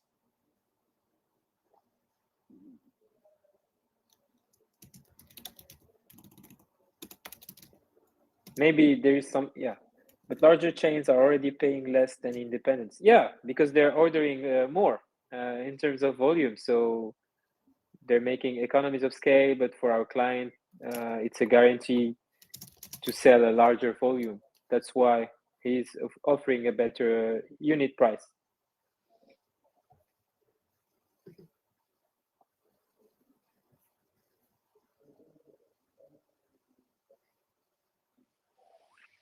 Any other proposition?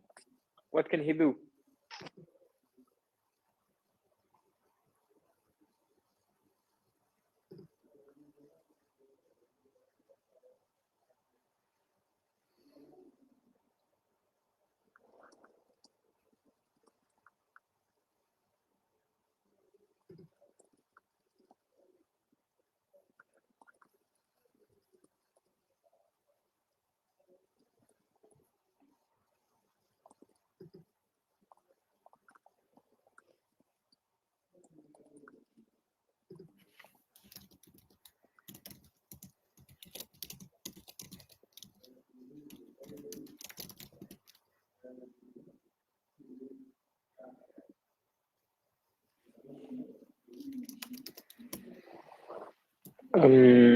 But what's his incentive, Marwa?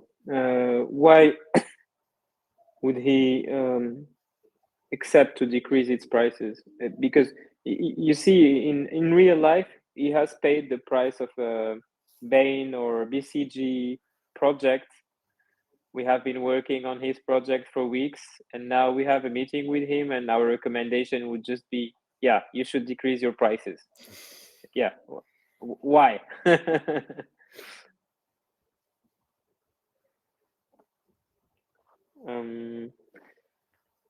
Vincent, Elias, they might specialize their offerings into more specific goods, glasses for a specific type of population.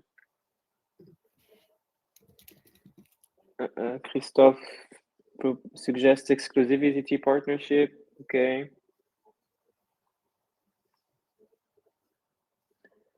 Vertical integration with our client. Okay. No. Marwa, I think your idea is close to the right answer. So I would suggest to keep digging, and so allow them to make a purchasing group to order a bigger volume together. Okay. Yeah, I think Vincent and Enzo gave the right answer. So the keyword here is mutualization. Mm-hmm. Do you have anything to share on this, Georges? No, I was just nodding to the good Okay. approach. It's just that if we remember the value chain analysis we just did, basically for the independent retailers, opticians, our client is at the sourcing level, right?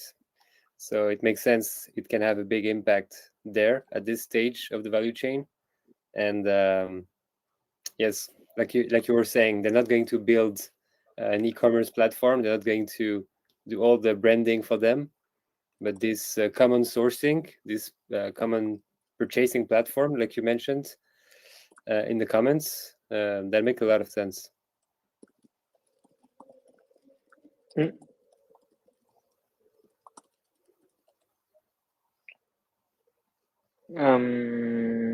Yeah. So here, if our client basically help them set up a purchasing cooperative, so in French we say une centrale d'achat.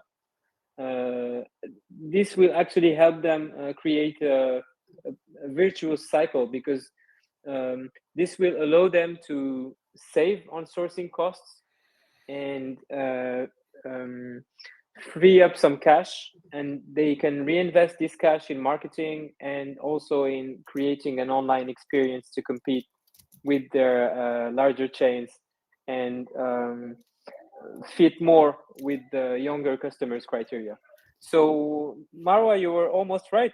You see that the idea was to find a way to decrease their sourcing price, but the way to do it is to help them set up this cooperative, what we call a centrale d'achat. And yeah, basically that's it for the case. Maybe one quick recommendation on the method to conclude. Start with a clear answer. Try to justify your answer by quantifying the number of arguments. For example, you'd say, I would recommend for a client to help them set up a purchasing cooperative for 3 reasons. Reason 1, this would decrease their sourcing costs. Reason 2, this will help them free some cash to reinvest it in marketing and promotions and on building an online experience which would make them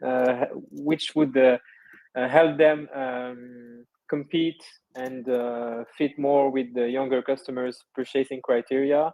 And third reason, this would help our client enhance his profitability midterm and longer term, and diversify the risk on his client portfolio. And next step on this is to suggest relevant next steps. So here, the main next steps would be to study how to implement this purchasing cooperative. But you need to keep in mind that generally you have 2 types of next steps. The first category is to confirm or refine your recommendation. For example, imagine you didn't have the time to finish the case, and this can happen during your interview, and you need to stay calm.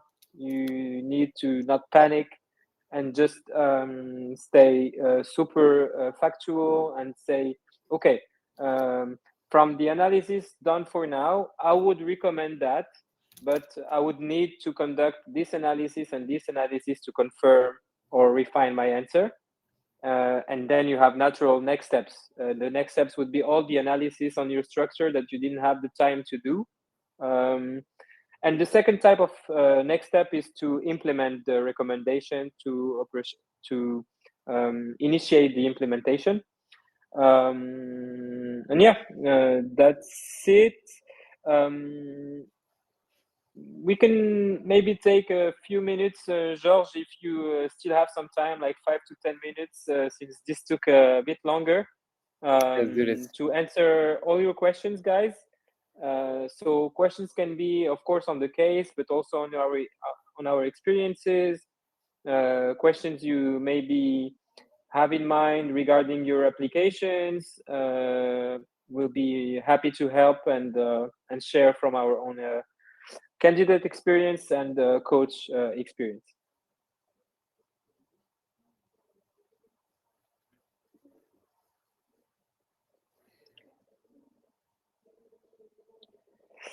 My pleasure, Elias. Yes, and so you should give only one recommendation as a conclusion.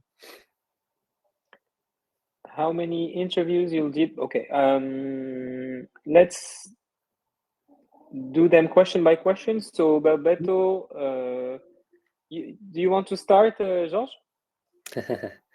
Yes, I can. So as I mentioned, maybe my experience is a bit different, as I didn't go into strategy consulting right after graduating.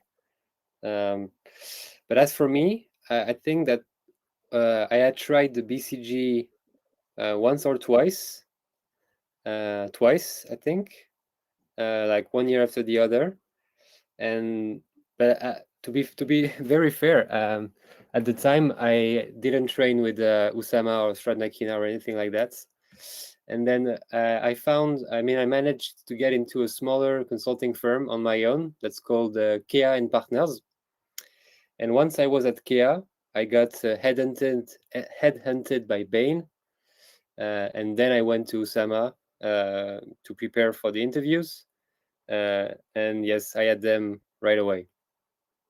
So, and I felt really prepared, and I think I really made a difference. But yes, so not so many times actually. So I would say, yeah, twice BCG, round 2 each time, and then Bain up until the end. You're on mute, Oussama. Thanks for sharing, Georges, and of course, your success in your interviews mainly comes from your own skills, and we were very happy to help. On my side, yeah, it's a bit old now, but I joined BCG right after graduating from HEC. I actually wasn't. I got rejected by most of firms I had applied to at the time. So the only offers I got actually were from BCG and maybe one other firm, and BCG was the last firm I was conducting interview with, so I was a bit stressed. I would recommend to adapt the number of interviews you're having to your own profile.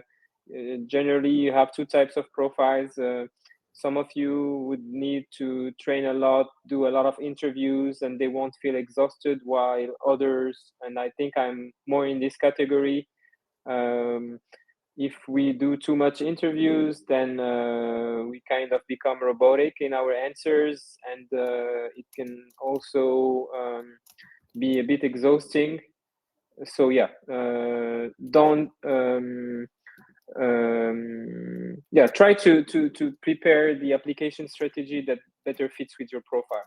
What you need to have in mind is that if you're applying as a entry level, if you have the opportunity to apply as an intern, seize it, because internship interview process is easier, and the conversion rate from intern to full-time at MBBs is more than 80%.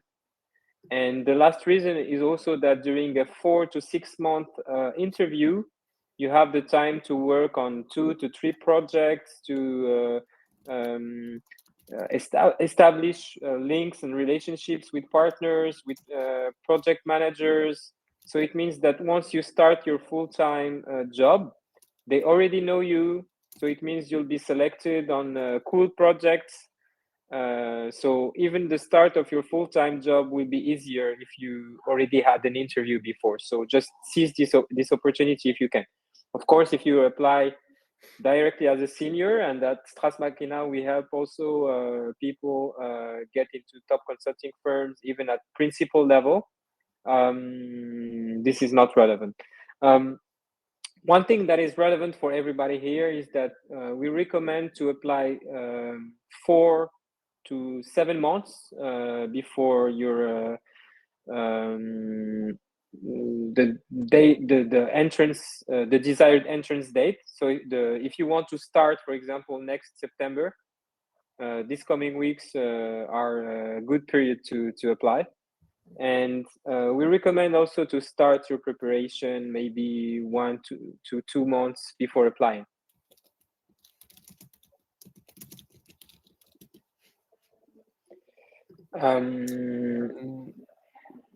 Yes, Fatimata, regarding what I was maybe lacking during my first trial at BCG, I think it was a mix of different things, but mostly probably the mindset.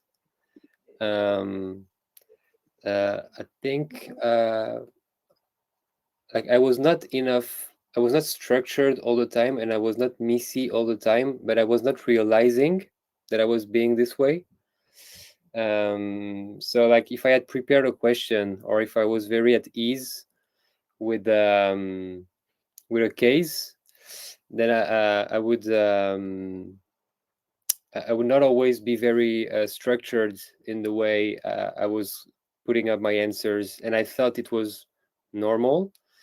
But I just realized after actually training and after having feedback from people who coach other candidates on a daily basis, or let's say a weekly basis, that I was not conveying as much information as I wanted to in a short period of time. Again, we tend to think we are all very smart and intelligent, and we all did some great studies and everything. So it's never about, I think, how intelligent you are, but it's also about realizing that these interviews are super short, and you need to convey as much information as you can in a very short period of time. And for that, you have to be structured, you have to be messy, and you have to be as familiar as you can, of course, with the different industries, business sense, stuff like that.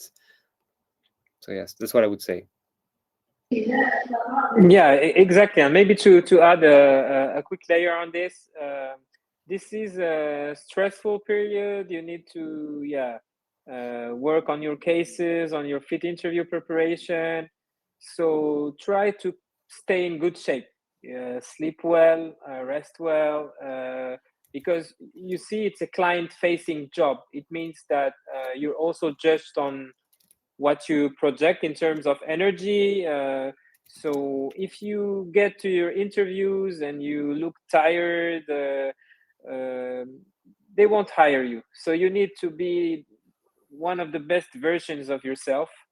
And especially if you apply at an entry level, what we expect from you, since you don't have a very wide skill set, is a high level of positive energy to impact positively your more senior colleagues. So this is a key thing, I think, to keep in mind. Yeah. Is it possible to candidates to generalist offers cash for double diplôme, double degree, pharmacist, engineer? Enzo, I think so. I don't know what schools you're into, so let's be but I think if you're engineer, if you come from a engineering school with a famous name, and on top of that you're being trained as a pharmacist, then that's just great, because pharma and healthcare is a big industry for consulting, and they're always interested in engineers. So I think you shouldn't hold back, and you should apply to one of these generalistic offering. Everyone starts as a generalist, just maybe as a, to explain you how it works. Everyone begins as a generalist consultant and then specialize moving forward as you gain in seniority and as you progress within your career. So that you have this pharmacy background is great, and it could be useful later on. And I think just if you're a generalist engineer, it is enough in and out of itself. If you come from a good engineering school to candidates in the MBBs.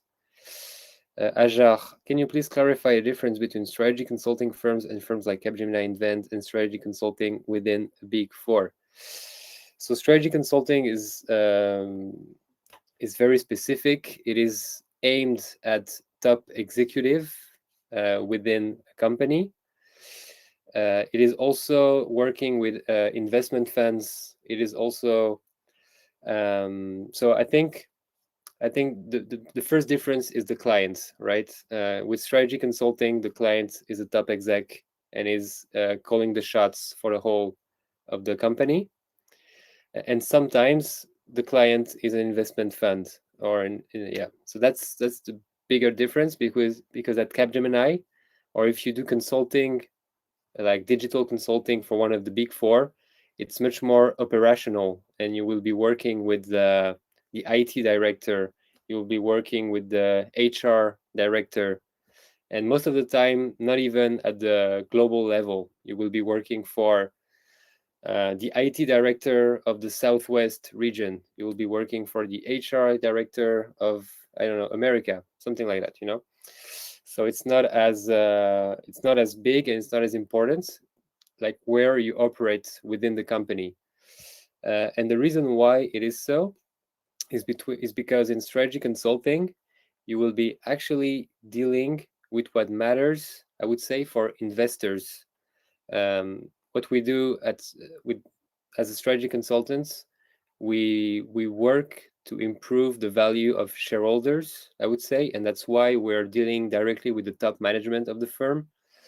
Whereas if you work for Capgemini Invent, Accenture, or EY, Deloitte Digital, this kind of people, you will be more into a tangible, concrete project where you're delivering something, which usually is more aimed at like middle management, like higher, but still like some sort of middle management and not the top exec. And what you will be doing will not be interesting for shareholders or investors. So I think that would be the main differences. But now in actual life, the projects can look similar. There is a common ground and common base to consulting, but yeah, the analysis and what you do is actually not the same. Would a candidate with prior consulting experience be more strictly evaluated on all the case criteria, in your opinion? Anna. I think that was for sure, and that's what they were pleased at Bain with my profile, is that if you have previous consulting experience, they will definitely expect you to be much more senior in your approach to driving the case. They will not necessarily expect you to be super good in analytical skills and everything. I mean, of course, they will expect that. But what they will, if they compare you with the non-consultants, they will definitely expect you to be more senior, more at ease in how you drive the case, in how you talk with your interviewer, and basically how ready you already are to jump on a client case. I think, Oussama, you're still on mute. Yeah, thanks, George. Maybe I know on this, could you be more specific on your background and let us know what type of experience you already have in terms of consulting experience, and also the level you're applying to, the seniority level? Is it entry level? Is it another level? This would also help us give you a more relevant answer. Yeah. 2 more questions, and we would have to leave. I have shared a link, guys, if you have more questions on your application strategy. It's a free call with us, and we'll be happy to answer all your questions, of course. Tier 2 internship in Europe. Okay. Okay, so it means you're applying to an entry-level full-time position, right? I'm talking with Anna. Yeah. Okay. Stage de fin d'études. Okay. No, they won't be. Even if you have prior consulting experience, they won't evaluate you differently from other candidates. It's just something that is very positive for you because you already have an experience. So it means that on paper you're a stronger candidate. And just maybe to be fair, like most candidates will have an experience in consulting, M&A, startups. Often it's not a mandatory, and you can definitely have an interview if you never worked in any of this industry. Just maybe to give you a bit of context, like the people you're competing with, most of them will have internships in these industries, which are already, let's say, around client advisory. Sometimes we put all these jobs into the advisory buckets. And so we expect you to have developed these skills, even if the core of what we deliver is different. The whole ways of working are the same, where you have a client, you have your fellow consultants, you go to the client side sometimes, otherwise you stay at your own office and you organize calls with the client. I mean, you have this all client management and project management framework, I would say, that is the same all throughout consulting. And so that's great to have these kind of experiences before. But so you'll be in good hands, and I think to do a stage de fin d'études, as Oussama was explaining before, is a great approach because it's a bit, I would say, easier to get in. And then once you're in, the conversion rate from internship to full-time position is really high. Okay, everyone. Thank you so much for following through. Thanks so much also for your messages on the chat. I'm always happy to see that you have enjoyed this moment with us. Hope it will be useful. Wishing you all the best for your interviews. Like Oussama mentioned, if ever you are interested and want more support, you want to get more into it, do not hesitate. It's always our pleasure to follow our candidates and see how well they succeed. And yes, Godspeed, everyone. Wishing you the best. Thanks, George. Thanks, everyone. Wish you all a very good evening. And yeah, don't hesitate. We'll be happy to help. Bye-bye. Bye, everyone. Ciao, ciao.